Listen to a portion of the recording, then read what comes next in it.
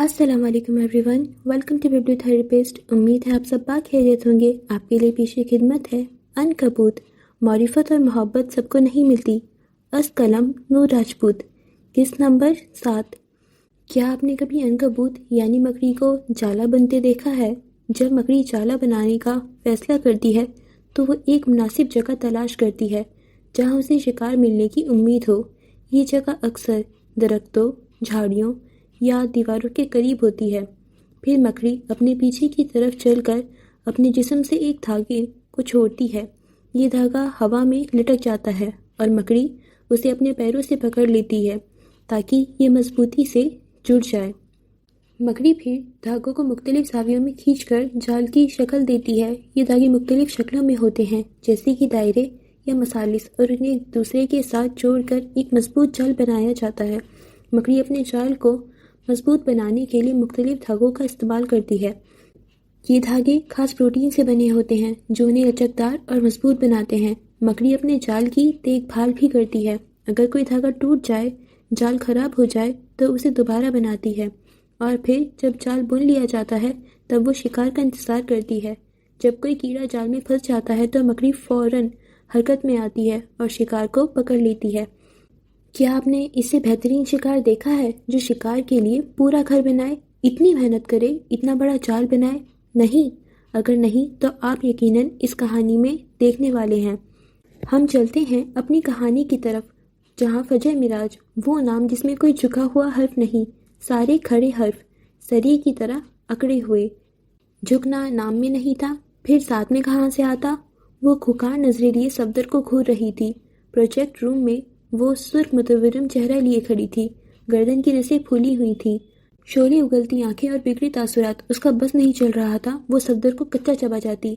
ये क्या बकवास है? मौसम गर्मा का आगाज था और मई में ही शदीद गर्मी शुरू हो चुकी थी। रूम में इस वक्त चंद स्टूडेंट्स थे जो अपने अपने प्रोजेक्ट्स पर काम कर रहे थे।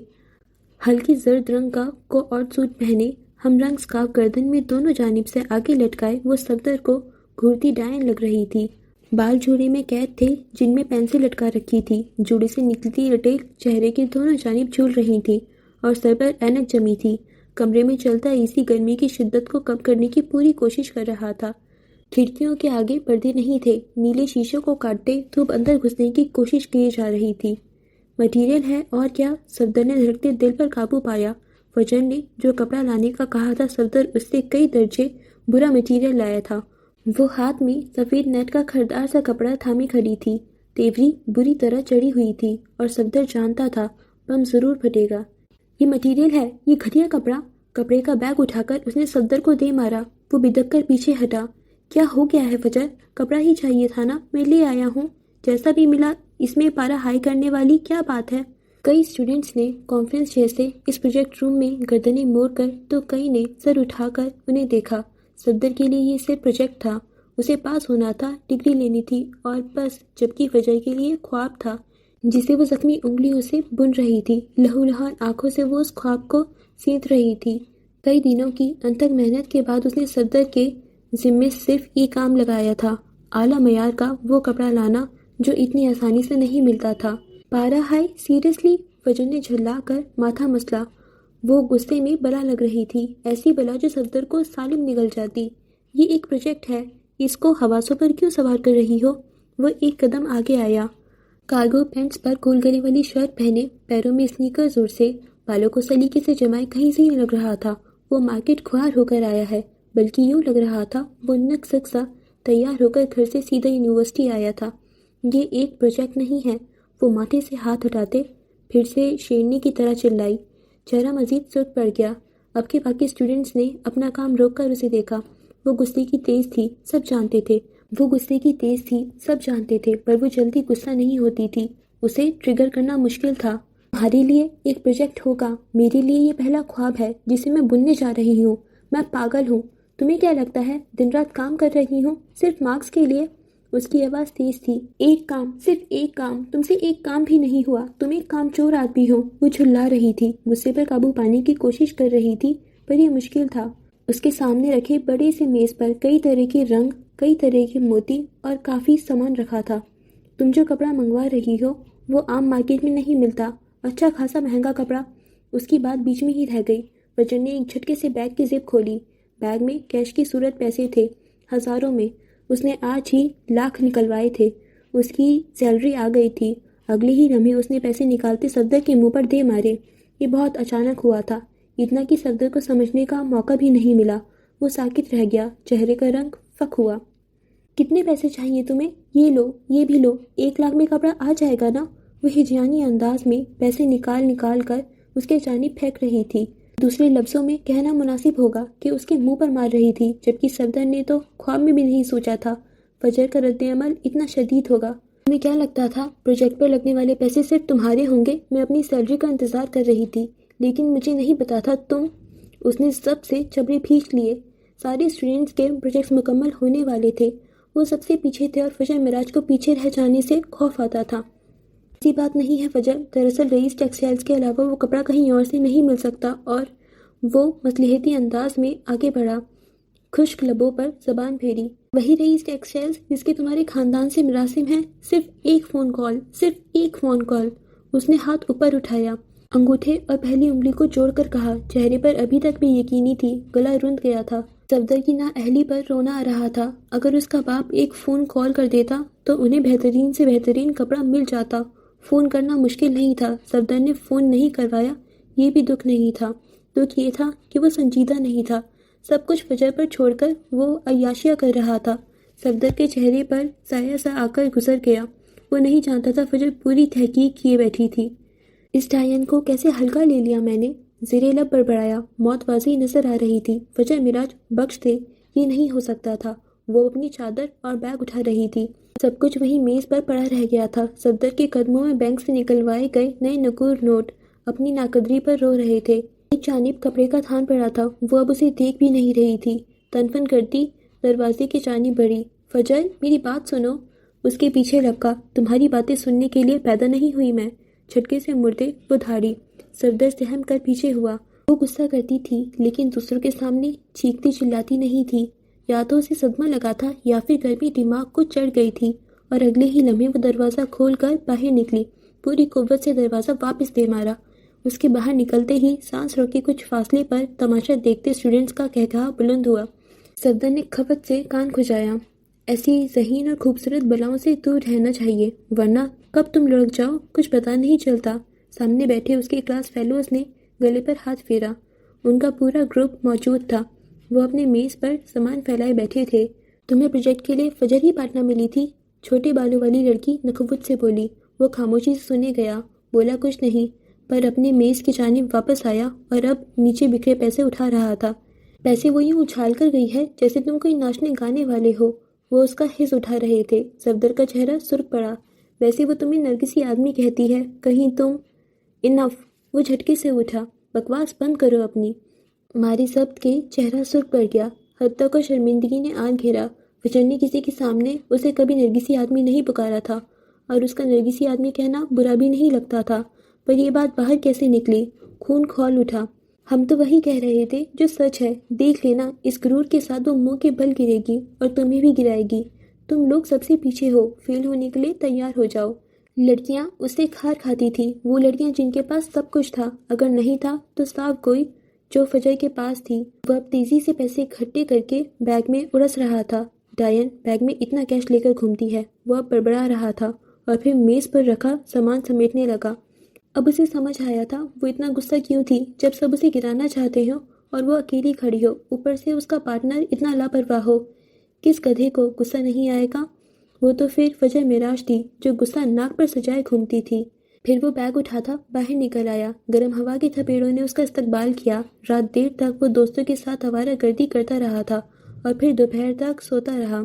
یہ کپڑا بھی ابھی اس نے ملازم کو بھیج کر منگوایا تھا۔ اسے بھروسہ تھا فجر کر لے گی، لیکن وہ بھول گیا تھا فجر کو پرفیکشن کا کیڑا تھا۔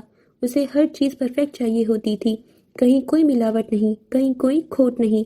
وہ اب راہداری میں تیز تیز چلتا کیفے کی جانب بڑھ رہا تھا۔ فون کان اور کندھے کے درمیان دبائے وہ کسی سے بات کر رہا تھا اور جانتا تھا فجر وہیں ملے گی۔ کچھ دیر بیٹھ کر وہ خود کو پرسکون کرے گی تاکہ کسی کا قتل کرنے سے بچ سکے، اور پھر خود کپڑے کی مارکیٹ میں کھوار ہوگی۔ کیفے میں میزوں کے گرد ٹولیاں بنائے بیٹھے اسٹوڈنٹس خوش کپڑوں میں مصروف نظر آئے۔ کئی لڑکیاں اسائنمنٹ ڈسکس کر رہی تھیں تو کئی دوسری لڑکیوں کو غرضے کہ ہر کوئی مصروف تھا۔ فجر اس نسبتاً پرسکون گوش میں بیٹھی نظر آئی، زور زور سے ٹانگ چلا رہی تھی۔ پریشانی واضح تھی، اس کے سامنے ٹھنڈے پانی کی بوتل خالی رکھی تھی، یقیناً وہ سارا پانی غصہ بجھانے کے لیے گٹا گٹ پی گئی ہوگی۔ صفدر کئی دعائیں پڑھ کر خود پر پھونکتا اس کے جانب بڑھا اور پھر بیگ کندھے سے اتارتے میز کے دوسرے جانب اس کے سامنے بیٹھ گیا۔ اس نے صفدر کی طرف نہیں دیکھا، وہ اس کی شکل فی الوقت نہیں دیکھنا چاہتی تھی۔ وہ ابھی بولنے کو اوپر تول ہی رہا تھا جب پیرا منٹ مارگریٹا کا گلاس لایا اور فجر کے سامنے رکھ دیا۔ ایک میری لیے بھی پلیز، وہ بیری سے کہتا فجر کی جانب متوجہ ہوا۔ آنکھیں اور چہرہ سرخ تھا۔ آئی ایم سوری فجر، وہ صلح کر لیتا تھا، ڈانٹ ڈپٹ کھا کر، گالیاں سن کر، حرکتیں ہی ایسی تھی، وہ ہمیشہ سوری کر لیتا تھا۔ فجر نے جبڑے مزید بھینچ لیے۔ دیکھو، یہ گلاس اٹھا کر سر میں نہ دے مارنا، میرا سر نازک ہے، پھٹ جائے گا۔ وہ معصومیت سے آنکھیں پٹپٹاتے بولا۔ فجر نے گھوری سے نوازا، وہ سنجیدہ تھی۔ کمبخت غصہ ضبط کرنا دنیا کا سب سے مشکل کام ہے، بزدل لوگ نہیں کر سکتے۔ سیریسلی یار، مجھے نہیں پتا تھا کہ… کیا نہیں پتا تھا تمہیں؟ آنکھیں اسے سالم نگلنے کو تیار تھی، آواز میں دبا دبا غصہ تھا، بوفیں سکیڑی ہوئی تھی۔ بولو، کیا نہیں پتا تھا؟ دونوں ہاتھ میز پر رکھے، آنکھیں اس کی آنکھوں میں گاڑی، وہ اس کی جانب جھکی۔ صفدر کا دل اچھل کر حرک میں آیا۔ اگر فجر معراج نے یہاں بھی بے عزتی کر دی تو سب کے سامنے کسی کو منہ دکھانے کے قابل نہیں رہے گا وہ۔ یہ نہیں پتا تھا کہ میں کیسے کام کرتی ہوں، یا یہ نہیں پتا تھا کہ میں تمہیں بھی پیسے دوں گی، تمہیں یہ سارا خرچہ اپنی جیب سے نہیں کرنا پڑے گا۔ ایسی بات نہیں ہے، وہ نظریں چرا گیا۔ جھوٹ بول کر اس سے پناہ نہیں مل سکتی تھی، ہاں سچ بول کر جان بچائی جا سکتی تھی۔ میں ذرا سی سستی کر گیا، لیکن اب نہیں۔ دونوں ہاتھ اوپر اٹھا لیے، مثالتی انداز۔ یہ آخری بار تھا، وہ شرمسار تھا، ہاں بس ایسے ہی بچا جا سکتا تھا۔ فجر اسے دیکھے گئی، ملامتی نظریں، پھر گلاس اٹھا کر اسٹرا لبوں میں دبا لیا۔ وہ اب رخ موڑے کھڑکی کے باہر دیکھ رہی تھی، خالی گراؤنڈ میں اس کی نظریں کسی غیر مرئی نقطے پر جمی رہیں۔ میں نے ابھی ڈیڈ سے بات کی ہے، ہم آج رئیس ٹیکسٹائل جا رہے ہیں، جیسا تم چاہو گی ویسا مٹیریل مل جائے گا، اس نے تسلی دی، اور فجر کے تنے اعصاب ڈھیلے پڑ گئے۔ وہ ابھی تک یہی سوچ رہی تھی کہ آخر وہ اپنا مطلوبہ مٹیریل کہاں سے ڈھونڈتی۔ اب تو رخ سیدھا کر لو، اور ہاں لوگوں سے بنا کر رکھا کرو، پھر لوگ بھی ہمارے ساتھ اچھے رہیں گے۔ وہ مفت میں مشورہ دے رہا تھا۔ کیوں؟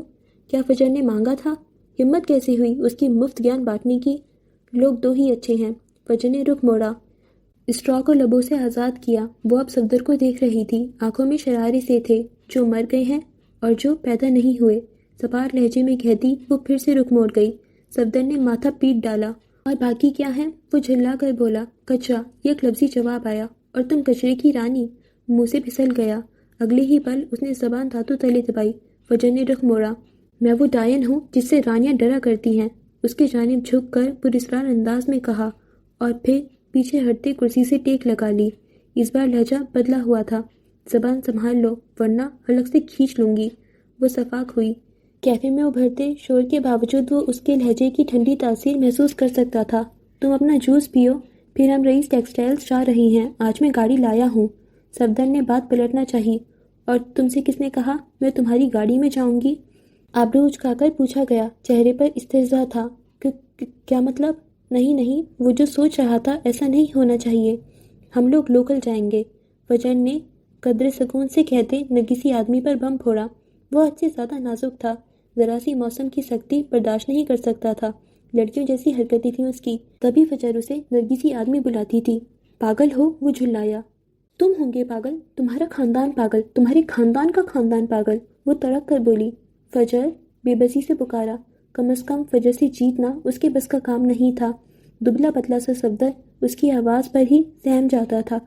تمہاری یہی سزا ہے، میں تمہاری گاڑی میں نہیں جا رہی، بات ختم۔ ملکہ ملعون حکم صادر کر چکی تھی، 100 ڈائنیں مری ہوں گی تب یہ پیدا ہوئی ہوگی۔ وہ زیر لب بڑبڑایا۔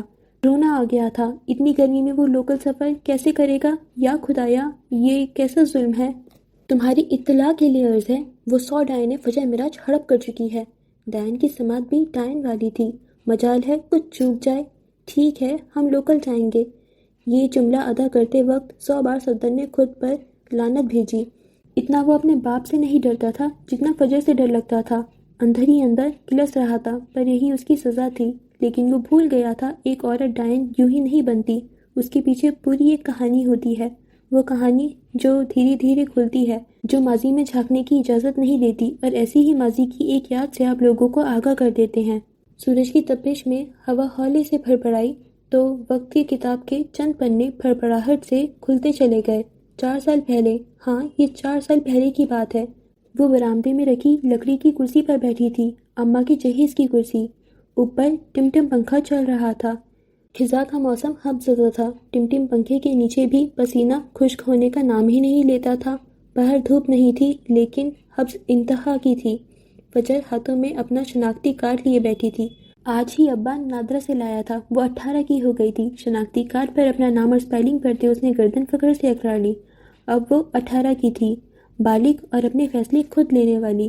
اماں باورچی خانے سے اپنی چائے کی پیالی اور اس کا کپ لے آئیں۔ اس کے سامنے میز پر رکھتے ہوئے وہ ساتھ رکھی چارپائی پر بیٹھ گئیں۔ ایک نظر فجر کو دیکھا جس کا انٹر مکمل ہو گیا تھا۔ بالوں کی اونچی پونی کیے وہ چمکتی نگاہوں سے اپنی شناخت دیکھے جا رہی تھی۔ شناختی نشان کے کھانے میں تھوڑی پر تل لکھا تھا، ہونٹ سے ذرا نیچے۔ یوں تو یہ تل بہت ہی چھوٹا تھا، پر شفاف چہرے پر اور کوئی نشان نہ ہونے کی باعث واضح نظر آتا تھا۔ بس کر، اب اور کتنا دیکھے گی؟ اماں نے تنگ آ کر کہا۔ 4 سال پہلے اماں کے ہاتھ پاؤں اچھے سے چلتے تھے، فجر کو گھر کی صفائی کے علاوہ اور کوئی کام نہیں کرنا پڑتا تھا۔ اماں دیکھ، میں بڑی ہو گئی ہوں، 18 سال کی، اب میں موبائل فون لے سکتی ہوں۔ اس نے سر اٹھا کر چمکتی آنکھوں سے اماں کو دیکھا۔ اماں کے چہرے کے زاویے فوراً بگڑے۔ موبائل فون کی کیا ضرورت ہے، اگلے گھر جا کر لینا۔ وہ دوپٹے سے پسینہ صاف کرتے گھونٹ گھونٹ چائے پی رہی تھی۔ چاہے گرمی کتنی بھی ہو، چاہے پسینے کے دریا بہہ جائیں، چائے نہیں چھوٹنی چاہیے۔ فجر نے بھویں سکیڑ کر اماں کو دیکھا، آنکھیں چھوٹی ہوئیں اور اگلے ہی پل وہ انہیں کی لہجے میں بولی، کون سا اگلا گھر؟ میرا یہی گھر ہے، مجھے اگلے گھر کا لالچ نہ دے اماں۔ ماؤں کو یوں لگتا ہے اگلے گھر جا کر بیٹیوں کے سارے شوق پورے ہو جائیں گے۔ وہ ہمیشہ سے یہی سنتی آئی تھی۔ ٹرپ پر جانا ہوتا تو اماں کا یہی جواب ہوتا، اگلے گھر جا کر گھومنا پھرنا۔ مہنگے جوتے کپڑے چاہیے ہوتے تو اگلے گھر جا کر لینا، موبائل چاہیے ہوتا تو اگلے گھر جا کر لینا، فیشن کرنا ہوتا تو اگلے گھر جا کر کرنا، آگے پڑھنا تھا تو اگلے گھر جا کر پڑھنا۔ ہاں، جیسے اگلے گھر والے مڈل کلاس لڑکیوں کے انتظار میں ہوتے ہیں کہ کب وہ آئیں گی اور کب ان کی اعلیٰ تعلیم شروع ہوگی۔ وہ یہ جملہ سن سن کر پک چکی تھی۔ تیرا گھر وہ ہے جہاں بلقیس کا لڑکا تجھے رکھے گا، یہ تیرا گھر نہیں ہے۔ اماں نے چائے کا آخری گھونٹ بھرا اور پیالی میز پر رکھ دی۔ پتہ نہیں وہ اتنی گرم گرم چائے کیسے پی لیتی تھی۔ گرم چائے اماں کے معدے میں گئی تھی، پر تب فجر گئی تھی۔ اماں، وہ جبڑے پیچھے بولی، یہ بلقیس اور اس کا لڑکا آخر مر کیوں نہیں جاتے؟ اس کی 18 سالہ زندگی حرام کی ہوئی تھی۔ کیا اماں، تجھے لگتا ہے میں جھوٹ بولتی ہوں؟ دیکھ فجر، میری بات سن۔ اماں نے اس کا بازو کھینچ کر اپنے پاس چارپائی پر بٹھایا۔ فجر کے تاثرات میں ذرا بھی تبدیلی نہیں آئی۔ یہ جو تو یونیورسٹی کی رٹ لگائے رکھتی ہے نا، اسے اپنے دماغ سے نکال دے۔ بلقیس سے بات ہوئی تھی، پوچھ رہی تھی کب بارات لے کر آئے۔ اب تو تیرا شناختی کارڈ بھی بن گیا ہے، بالغ ہو گئی ہے تو۔ میں سوچ رہی ہوں اسے ہاں کر دوں، آ کر تجھے لے جائے، وہاں جا کر اپنے شوق پورے کرتی رہنا۔ اماں پگھلا سیسا انڈیلنے لگیں۔ فجر نے شاکی نظریں اٹھا کر انہیں دیکھا۔ کیسی ماں تھی وہ؟ کیا وہ اکلوتی اولاد اپنے ماں باپ پر اتنا بڑا بوجھ تھی جو اسے سر سے اتار کر پھینکنے کو بے چین تھے؟ تجھے ترس نہیں آتا مجھ پر؟ خوبصورت آنکھوں میں پانی بھرنے لگا، بے یقینی اور صدمہ چہرے پر رقم تھا۔ تیری فکر ہے مجھے، اس لیے کہتی ہوں۔ جھریاں زدہ ہاتھوں نے فجر کے خوبصورت مومی ہاتھ اپنے ہاتھوں میں لیے۔ بلقیس کا لڑکا تجھ سے عمر میں کچھ سال بڑا ہے، لیکن وہ تجھے خوش رکھے گا۔ اور فجر مزید نہیں سن سکتی تھی، جھٹکے سے ہاتھ چھڑاتی اٹھ کھڑی ہوئی۔ خدا کا خوف نہیں آتا؟ جانے کس بڈھے سے باندھنا چاہتی ہے مجھے؟ کیا لالچ دیا ہے بلقیس نے؟ کتنے میں کیا ہے میرا سودا؟ وہ حلق کے بل چلائی، گردن کی نسیں پھول گئیں، چہرہ سرخ پڑ گیا اور آنکھوں میں قید دریا بہہ جانے کو تھا۔ چائے میز پر رکھی رکھی یوں ہی ٹھنڈی ہو گئی۔ ایک مکھی جانے کہاں سے آئی اور اپنا چمچماتا پر لیے اندر ڈوب گئی۔ مکھی نے ڈوب کر مرنا ضروری سمجھا۔ فجر، زبان سنبھال کر بات کر، تو اسی کی ہے، اسی کی امانت ہے، جتنا مرضی اونچا اڑ لے، تیری ڈور اسی کے ہاتھ میں رہے گی۔ اماں پر اس کی چیخنے چلانے کا کوئی اثر نہ ہوا۔ فجر مٹھیاں بھیج کر سکھ چہرہ لیے انہیں دیکھتی گئی اور پھر تن فن کرتی کمرے میں گھس گئی، دروازہ زور سے دے مارا۔ وہ اب رو رہی تھی، بے طرح چلا رہی تھی، اور اماں تعصب سے بند دروازے کو دیکھتی گئیں۔ کچھ رشتے طے ہوتے ہیں، چاہے ہماری مرضی ہو یا نہ ہو، وہ ہمارے گلے کا توق ہوتے ہیں۔ جو سدا دم کھوٹتے رہتے ہیں، اور ایسا ہی ایک انچاہا رشتہ بلقیس اور اس کے لڑکے کا تھا جو فجر معراج کے گلے میں فندے کے مانند اٹکا ہوا تھا، اسے سکون سے جینے نہیں دیتا تھا۔ پر کیا فجر معراج اس رشتے کے آگے جھک جانے والی تھی؟ آپ کو کیا لگتا ہے؟ رات میں ہی جاگتے ہیں یہ گناہوں کے گھر۔ سیاہ رات میں اس پہر سنسان سڑک پر ایک سفید پراڈو دھند کو چیرتی آگے بڑھ رہی تھی۔ دھند اتنی شدید تھی کہ پیدل چلنے والے شخص کو قدم بڑھانے کے لیے آنکھیں پھاڑ کر دیکھنا پڑتا۔ گاڑی کی ہیڈ لائٹس میں دھند دھوؤں کے مانند پھیلی نظر آ رہی تھی، یوں جیسے پورے شہر کو گہرے کوہرے نے اپنی لپیٹ میں لے لیا ہو۔ گاڑی کے اندر دھیمی سروں میں میوزک بج رہا تھا۔ ڈرائیونگ سیٹ پر مراد علی بیٹھا تھا اور ساتھ والی سیٹ پر عروضہ جمال براجمان تھی۔ سیاہ ڈریس پینٹ کے ساتھ سیاہ بلیزر پہنے، بالوں کو اونچے جوڑے میں مکیت کیے، بال یوں جمے تھے جیسے تیل لگا کر جمائے گئے ہوں۔ وہ ہاتھ میں موبائل پکڑے اونچی آواز میں کچھ پڑھ کر سنا رہی تھی۔ موبائل کی نیلی روشنی اس کے چہرے پر پڑ رہی تھی جس میں اس کے قد و کھال واضح تھی۔ متناسب نقوش اور بھوری رنگت والی عروضہ جمال اپنے نام کی ایک تھی، بہادر اور نڈر۔ گاڑی میں ہیٹر چل رہا تھا جس کی گرمائش باہر کی ٹھٹھرتی سردی کو کم کرنے کی بھرپور جدوجہد کر رہی تھی۔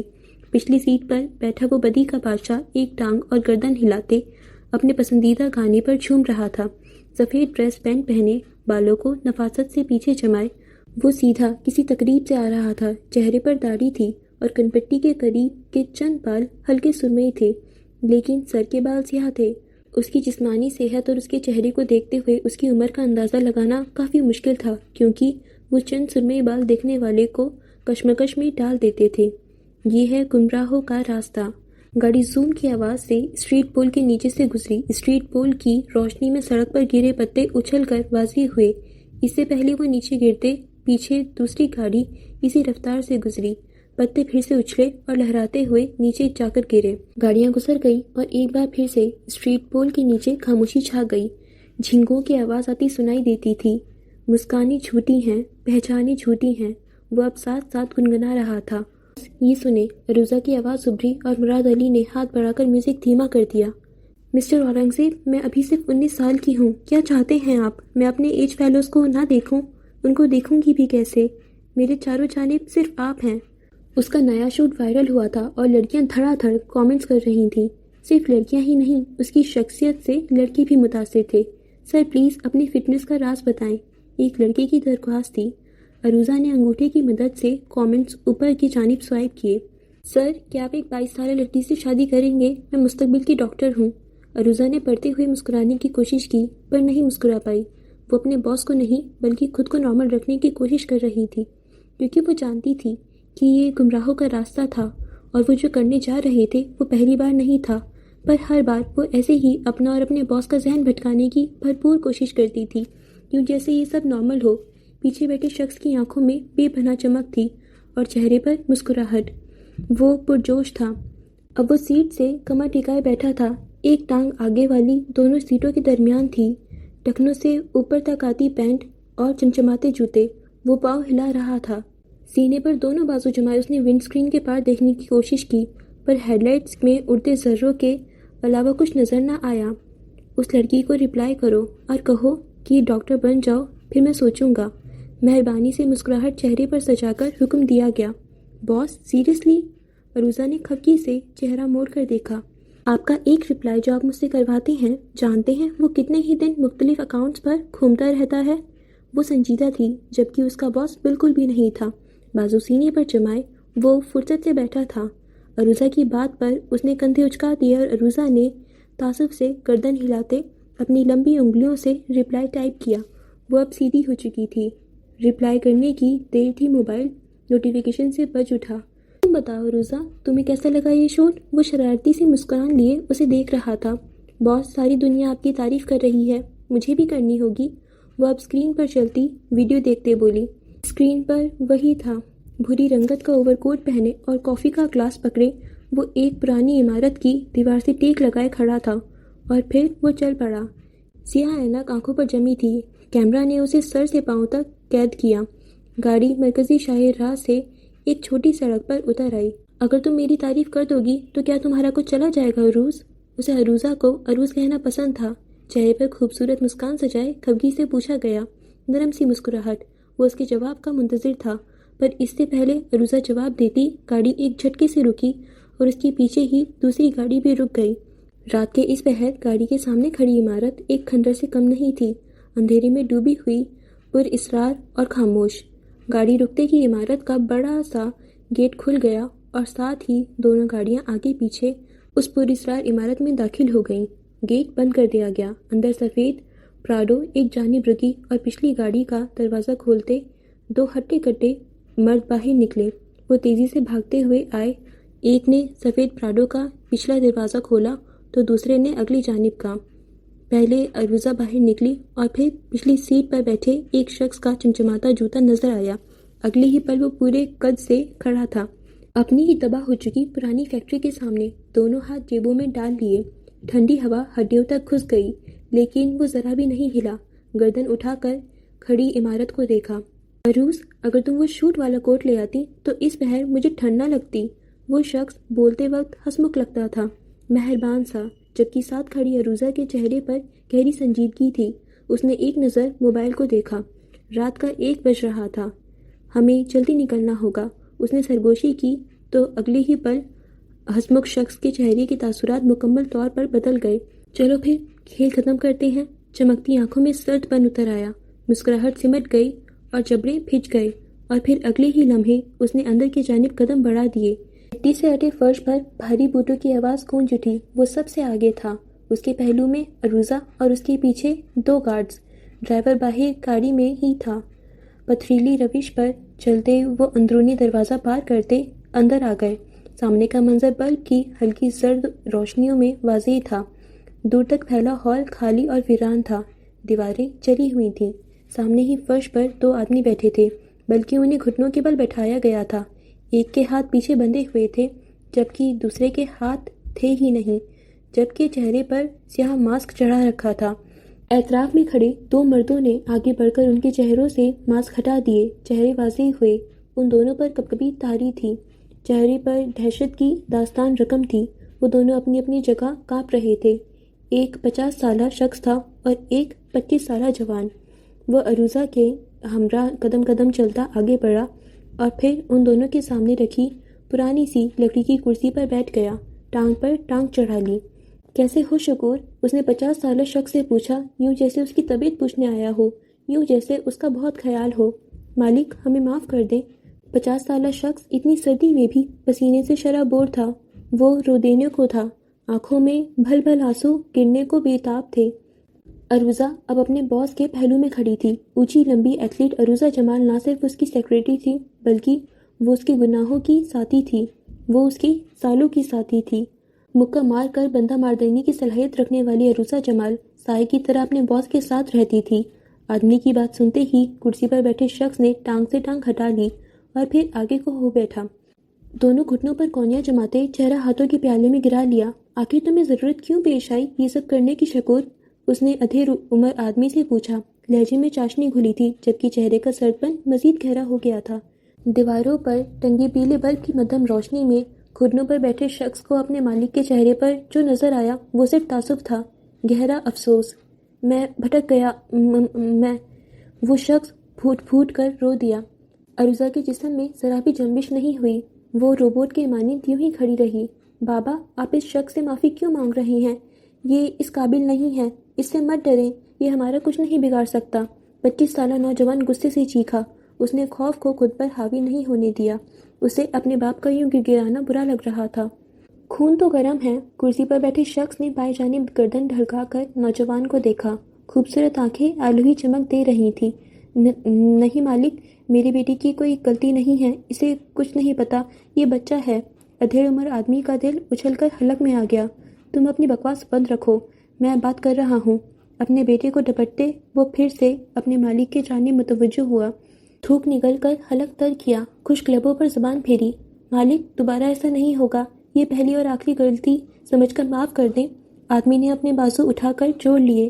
ہاتھ تو تھے ہی نہیں، بازو بچے تھے۔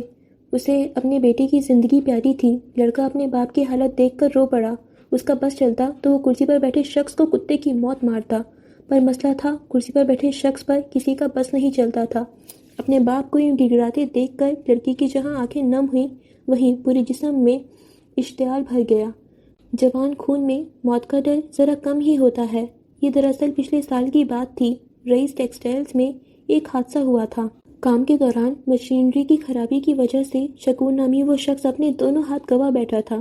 رئیس ٹیکسٹائلز کے لیے یہ بات چھوٹی نہیں تھی، بلکہ میڈیا اور ان کے حریفوں کو موقع مل گیا تھا بات کرنے کا۔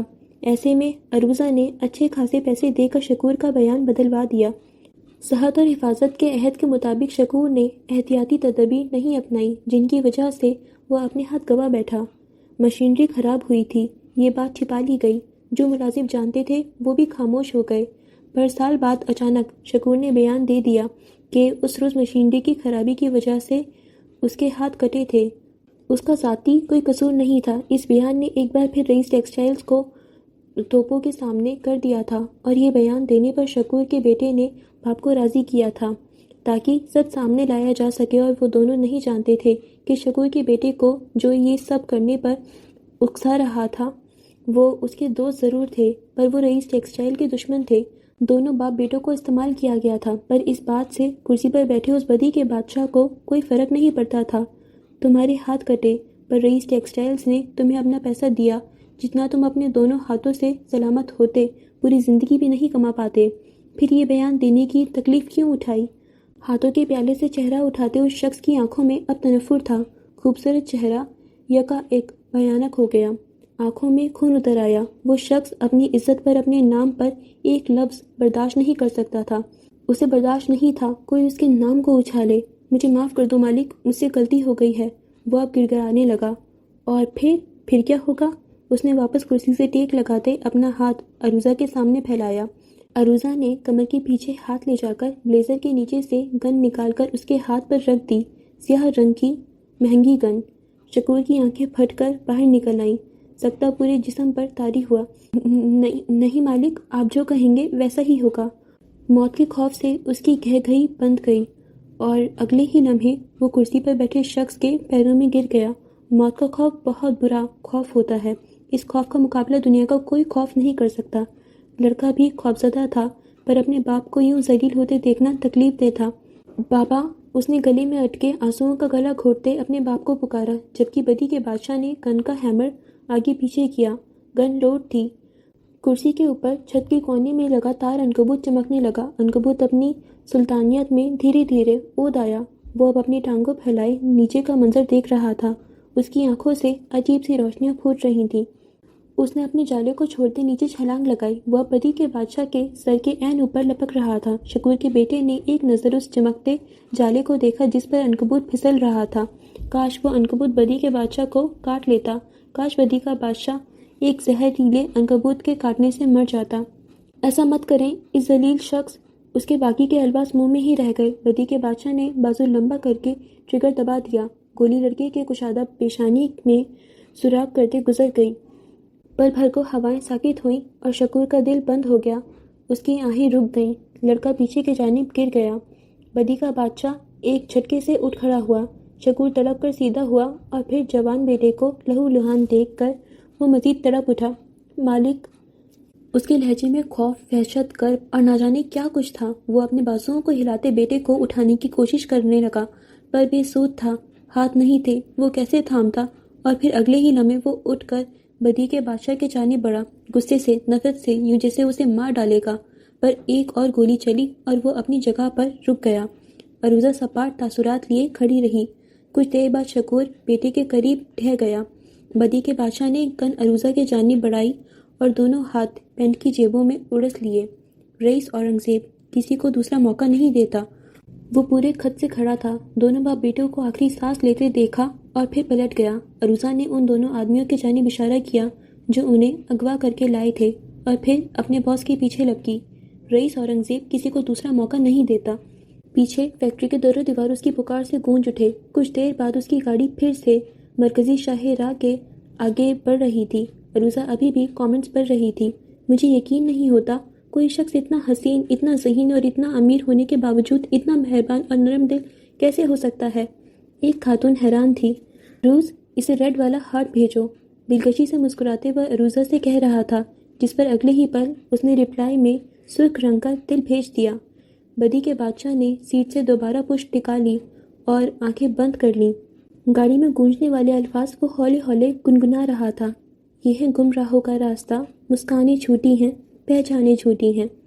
ہر نقشہ ہمیں ایک نامعلوم راستے کی طرف لے جاتا ہے، ہمیں سیدھے راستے اور مڑے ہوئے راستوں سے گزار کر ایک جگہ تک پہنچاتے ہیں جو ہماری تخیل کے لیے نامعلوم ہے، ہماری پکار کے لیے نامعلوم ہے، جہاں گرجا گھر کی گھنٹی کبھی کبھار بے ترتیب ہو جاتی ہے اور وقفے وقفے سے بجتی ہے۔ زندگی کے بہت چھوٹے لمحوں میں خاموشی کو فلٹر کرنا ہمیشہ چیلنجنگ ہوتا ہے، پھر بھی زندگی کے ترانوں میں خوشی مانیے کہ میں کبھی ہار نہیں مانوں گا۔ ہر نقشہ ایک نامعلوم راستے کا نقشہ بناتا ہے تاکہ ہمیں زندگی کے خوابوں اور زندگی کے قریب تر لے جا سکے۔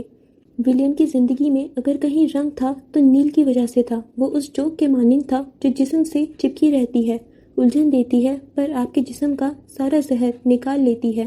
اور اس وقت وہ ولیم کے بیڈ پر سوار تھا، رنگ برنگے مارکرز رکھے۔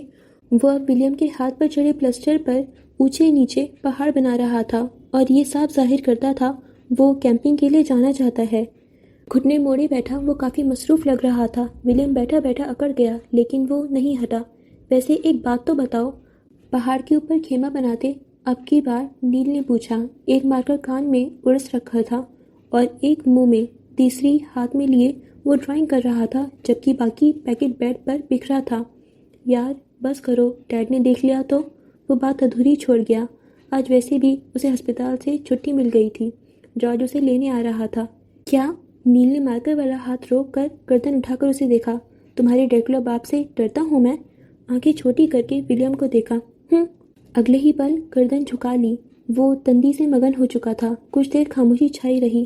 ارے ڈیڈ آپ! ولیم کی آواز ابھری اور نیل اچھل کر بیڈ سے اتر گیا اور اگلے ہی پل ولیم کا ابھرنے والا قہقہا بے ساختہ تھا۔ وہ فٹافٹ ٹانگیں سیدھی کرتا پورے بیڈ پر پھیل گیا جبکہ نیل دھڑکتے دل کے ساتھ خالی دروازے کو دیکھتا جہاں کوئی نہیں تھا۔ پھر اس نے رخ ولیم کے جانب موڑا۔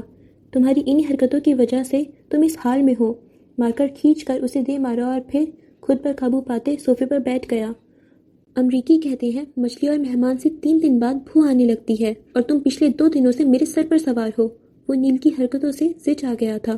مہنوس آدمی، تم سے کس نے کہا تھا گاڑی ٹرک میں دے مارو؟ وہ غصے سے بڑبڑایا۔ بیوٹی ان وائٹ چھم سے وارد ہوئی۔ ہاں وہی تو وجہ تھی اس ایکسیڈنٹ کی۔ ولیم کے لبوں کو مسکان نے چھوا۔ نیل پٹیل کو پورے ایڈنبرگ میں سب سے زیادہ مسٹر جوزف اور نینسی کے بھوت سے ڈر لگتا تھا، جبکہ ولیم اب بیڈ پر لیٹے مسکرا رہا تھا۔ آنکھوں میں شرارت ہی شرارت تھی۔ اسے نیل کے اوسان کھتا کر کے خوب مزہ آتا تھا۔ نیل اب اپنا فون اٹھائے نوٹیفیکیشن دیکھ رہا تھا، پھر کچھ یاد آنے پر وہ فون واپس رکھتا ولیم کی جانب متوجہ ہوا جو آنکھیں بند کیے سینے پر ایک بازو رکھے سونے کی کوشش کر رہا تھا، لیکن در حقیقت اس کا ذہن کہیں اور اٹکا تھا۔ ویسے ایک بات تو بتاؤ، انداز میں تجسس تھا۔ ولیم یوں ہی لیٹا رہا۔ تم نے شادی کس سے کی ہے؟ میرا مطلب وہ لڑکی کون تھی؟ وہی جو انگیج تھی، سکون سے جواب دیا گیا۔ یہ سنتے ہی نیل کی آنکھیں پھیل گئیں۔ وہی جو تمہیں اچھی لگی تھی؟ اشتیاق سے پوچھا گیا۔ ولیم کچھ نہ بولا۔ ویسے میں نے تم سے بڑا مہان آدمی نہیں دیکھا۔ زندگی میں پہلی بار کسی لڑکی کو پسند کیا اور اگلے ہی دن اس سے شادی کر لی۔ پاؤں کدھر ہیں تمہارے؟ مجھے چھونے دو۔ وہ اپنی جگہ سے اٹھتا اس کے پیروں کے جانب بڑھا۔ ہاتھ مت لگانا ورنہ اٹھا کر باہر پھینک دوں گا۔ آنکھیں کھول کر اسے تنبیہ کی۔ نیل وہیں رک گیا۔ آئے ہائے، چہرہ تو دیکھو ذرا، کیا روشنیاں پھوٹ رہی ہیں۔ وہ واپس اپنی پٹری پر اترتے ولیم کے جانب بڑھا۔ ہاں، وہ گنتی کے چند لمحے ہی ناراض رہ سکتا تھا۔ اس نے دونوں ہاتھوں سے ولیم کی بلائیں لے ڈالی۔ ایک پاکستانی لڑکی تو میں بھی ڈیزرو کرتا ہوں۔ وہ اب اسے تنگ کر رہا تھا۔ تمہیں نہیں پتا، پاکستانی لڑکیاں خونی بلاؤں سے کم نہیں ہوتی ہیں۔ فجر کا سراپا مزید واضح ہوا۔ وہ خونخوار نظریں لیے گھور رہی تھی۔ خیر ہے، میں کسی ویو سے کم ہو گیا؟ مستی اتر ہی نہیں رہی تھی۔ بیٹا تجھے چیر پھاڑ کر کھا جائے گی۔ ولیم کا انداز ایسا تھا کہ نیل کی پتی سی غائب ہو گئی۔ مستی فوراً اتر گئی۔ تو تم سے کس نے کہا تھا خونی بلا سے شادی کرو؟ نارمل لڑکی نہیں ملی تھی تمہیں؟ وہ بدمزہ ہوتا واپس بیٹھ گیا۔ اس سے پہلے ولیم جواب دیتا دروازے پر دستک ہوئی اور دونوں نے چونک کر دیکھا۔ مسٹر جوزف اپنے اجلی حلیے میں دروازے پر براجمان تھے۔ دونوں کا دل اچھل کر حرک میں آ گیا۔ کہیں انہوں نے سن تو نہیں لیا؟ دونوں کے چہرے پھیکے پڑ گئے۔ بے ساختہ ایک دوسرے کے جانب دیکھا۔ نیل فوراً اٹھ کر کھڑا ہو گیا۔ ہائے انکل، مسکرانے کی کوشش کی پر ناکام ٹھہرا۔ گھبرا کر ولیم کو دیکھا جس نے آنکھ سے پرسکون رہنے کا اشارہ کیا۔ ہمیں چلنا ہوگا۔ ولیم کی کلیئرنس ہو چکی تھی۔ مسٹر جوزف کہہ کر باہر نکل گئے اور ان کے جاتے ہی نیل ولیم کی طرف بڑھا۔ انہوں نے سنا تو نہیں؟ خوف ہی خوف تھا۔ سن لیا ہوتا تو تم اپنے پیروں پر نہیں کھڑے ہوتے۔ وہ بیڈ سے اتر آیا۔ نیل نے سکتا سانس لیا اور پھر کچھ دیر بعد ولیم کو کپڑے تبدیل کرنے میں مدد کے بعد اس کے ساتھ کمرے سے باہر نکل آیا۔ اس کا بیگ جو ایکسیڈنٹ کے وقت گاڑی میں تھا وہ اس وقت نیل کے کندھے پر تھا۔ سر شکر کہ بیگ سلامت تھا اور اس کا کیمرہ بھی۔ باقی کتنا نقصان ہوا تھا یہ ابھی کچھ پتا نہیں تھا۔ باہر راہداری میں مسٹر جوزف کسی سے فون پر بات کر رہے تھے جبکہ ان کے دو ہٹے کٹے گارڈ کسی روبوٹ کے مانند عقابی نظریں لیے کھڑے تھے۔ ولیم کو دیکھتے ہی انہوں نے اشارے سے آگے چلنے کا کہا۔ وہ ایک گارڈ کے ساتھ آگے بڑھ گیا۔ ایک گارڈ مسٹر جوزف کے لیے رکا رہا۔ تو بتاؤ پھر ہم کیمپنگ کے لیے کب جائیں گے؟ نیل نے ساتھ چلتے اس کے جانب جھک کر سرگوشی نما انداز میں پوچھا۔ وہ جوزف پیلس نہیں جانا چاہتا تھا۔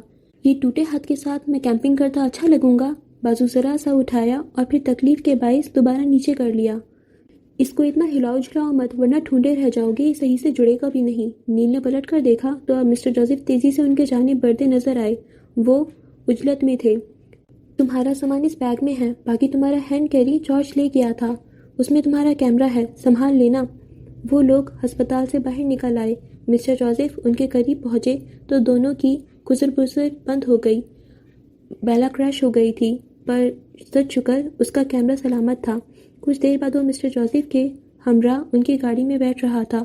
نیل نے بیگ اس کی جھولی میں رکھ دیا اور پھر ہاتھ کے انگوٹھے اور آخری انگلی سے فون کا اشارہ کیا۔ وہ گاڑی سے ہٹ کر کھڑا ہو گیا اور پھر کچھ دیر بعد گاڑی اس کی آنکھوں سے اوجھل ہو گئی۔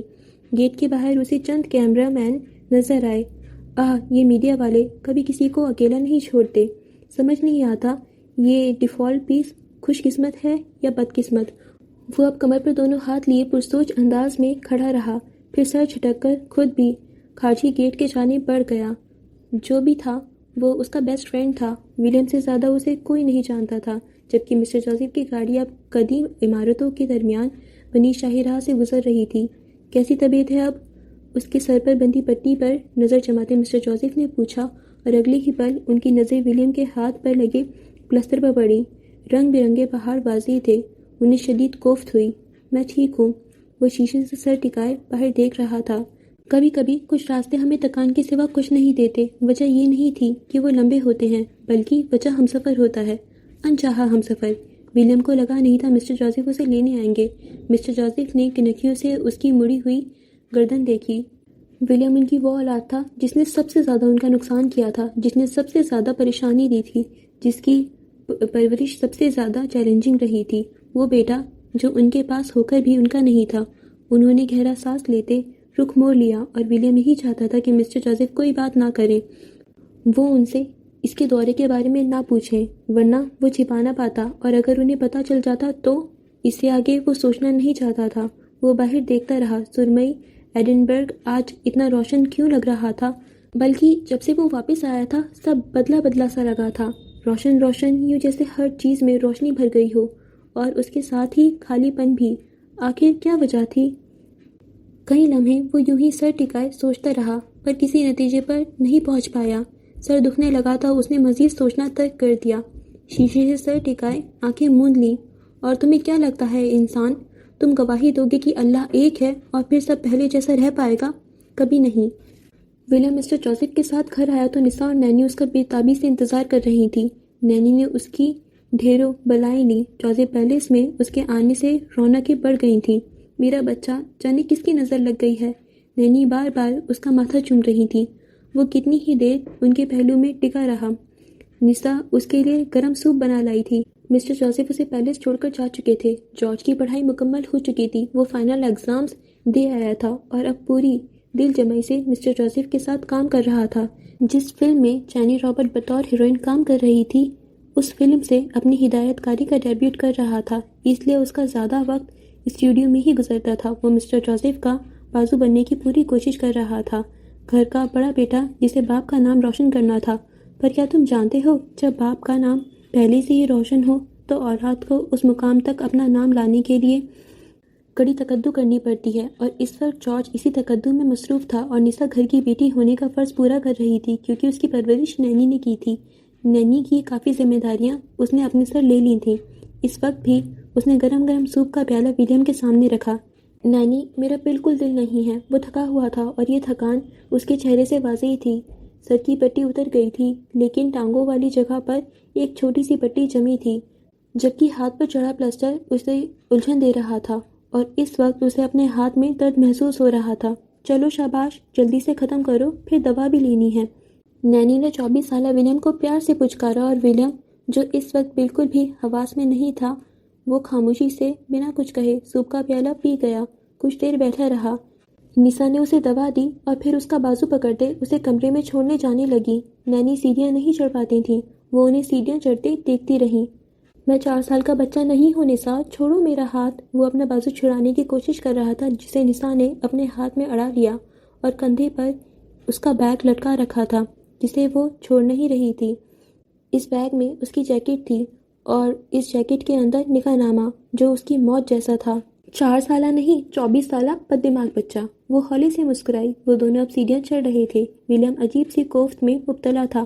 جسمانی درد تو تھا ہی، پر ذہن پوری طرح الجھا ہوا تھا اور وجہ اسے سمجھ نہیں آ رہی تھی۔ وہ اکثر مہینوں کے دورے پر نکلتا تھا، خطرناک ترین علاقوں میں جاتا تھا، جنگلوں بیابانوں میں، پر کبھی وہ اتنا نڈھال نہیں ہوا تھا جتنا اس وقت محسوس کر رہا تھا۔ پچھلے 2 دن نیل نے اسے محسوس نہیں ہونے دیا، پر اب اسے شدت سے محسوس ہوتا تھا جیسے کچھ کھو گیا ہو۔ عجیب سا خالی پن اتر آیا تھا۔ نینسی کی موت کے بعد سے جوزف پیلس اسے کبھی خوشحال نہیں لگا، پر یہ خالی پن، یہ تو جان لیوا تھا۔ ویسے کیسا رہا پاکستان کا وزٹ؟ اس کے کندھوں تک آتی سرخ بالوں والی نسا نے اس کے جانب جھکتے سرگوشی کی۔ ٹھیک تھا، وہ بس اتنا ہی کہہ پایا۔ سر بھاری ہو رہا تھا۔ سیڑھیاں چڑھنے کے بعد وہ اب راہداری سے گزر رہے تھے۔ بس ٹھیک، جان پر کھیل کر گئے تھے تم وہاں۔ جان پر کھیل کر تو وہ بیاہ رچا آیا تھا۔ یہ نسا کو کون بتاتا؟ کیا تم بتاؤ گے؟ ہاں یہ تو ہے، وہ بس اتنا ہی کہہ پایا۔ وہ اب کمرے کے دروازے پر پہنچے۔ نسا نے ہاتھ بڑھا کر دروازہ کھولا اور بتیاں جلا دیں۔ کمرہ روشن ہو گیا۔ اس کا کمرہ ہمیشہ صاف ستھرا رہتا تھا اور اسے صاف رکھنے کی ذمہ داری نسا نے اپنے ذمے لے لی تھی۔ وہ تیزی سے آگے بڑھتا بیڈ پر بیٹھ گیا۔ نیند پلکوں پر اتر آئی تھی۔ پھپھوٹے بھاری ہو گئے۔ شاید دوا کا اثر تھا۔ وہ بس سو جانا چاہتا تھا۔ اس نے پوری آنکھیں کھول کر نسا سے اپنا بیگ الماری میں رکھنے کو کہا۔ پھر اس نے دیکھا وہ بیگ الماری میں رکھ رہی تھی۔ اب وہ اس کے جوتے اتار رہی تھی۔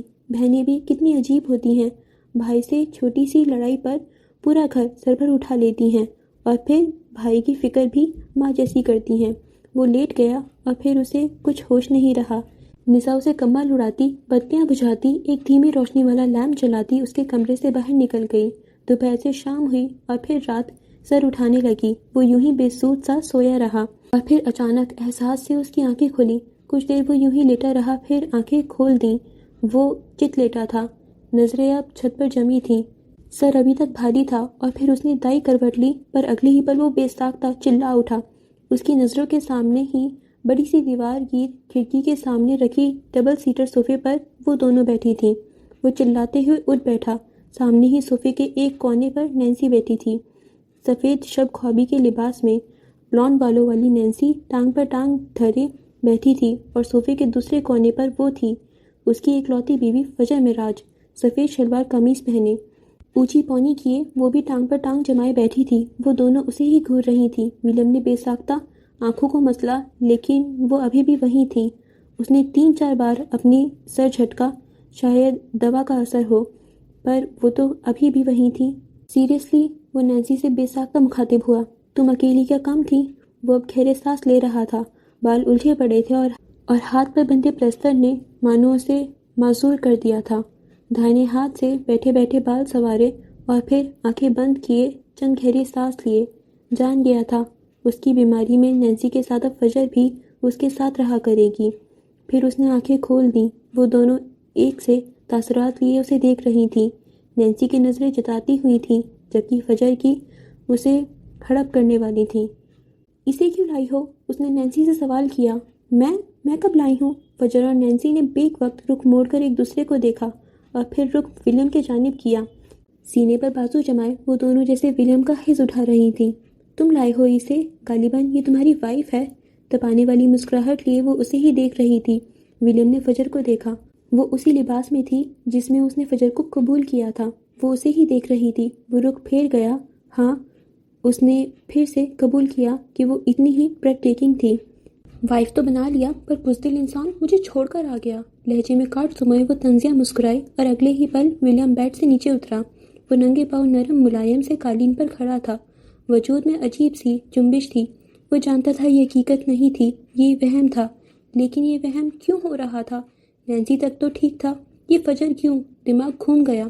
تم دونوں پلیز جاؤ یہاں سے، وہ اب رخ موڑے بولا۔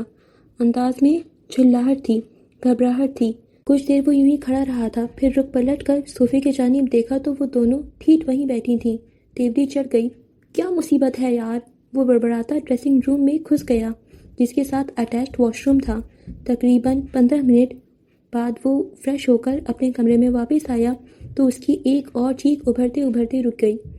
نسا اس کے کمرے کے وسط میں کھڑی، ہاتھ میں وہ جیکٹ لیے اس کی جیبیں چیک کر رہی تھی جس میں نکاح نامہ تھا اور اس کا کیری خالی پڑا تھا، ساتھ ہی وہ بیگ بھی جو اس نے الماری میں رکھوایا تھا۔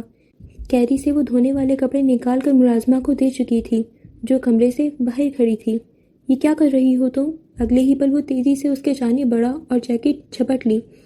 دل پسلیاں توڑ کر باہر نکلنے کو تیار تھا۔ پہلے تو نسا ولیم کی اس حرکت پر حیران ہوئی، پھر اس نے ولیم کے سرخ ہو چکے چہرے کو دیکھا۔ وہ میں لانڈری کے لیے کپڑے اٹھانے آئی تھی۔ پہلے یہ کام نینی کیا کرتی تھیں، پر اب نسا نے سنبھال لیے تھے۔ کام ملازم کرتے تھے، بس وہ اپنی نگرانی میں کرواتی تھی۔ ولیم نے اس کی بات کا کوئی جواب نہیں دیا، بلکہ بیگ اٹھا کر جیکٹ سمیت اسے کمرے میں بنی چھوٹی سی الماری میں رکھ دیا۔ نسا اسے الجھی نظروں سے دیکھتی رہی۔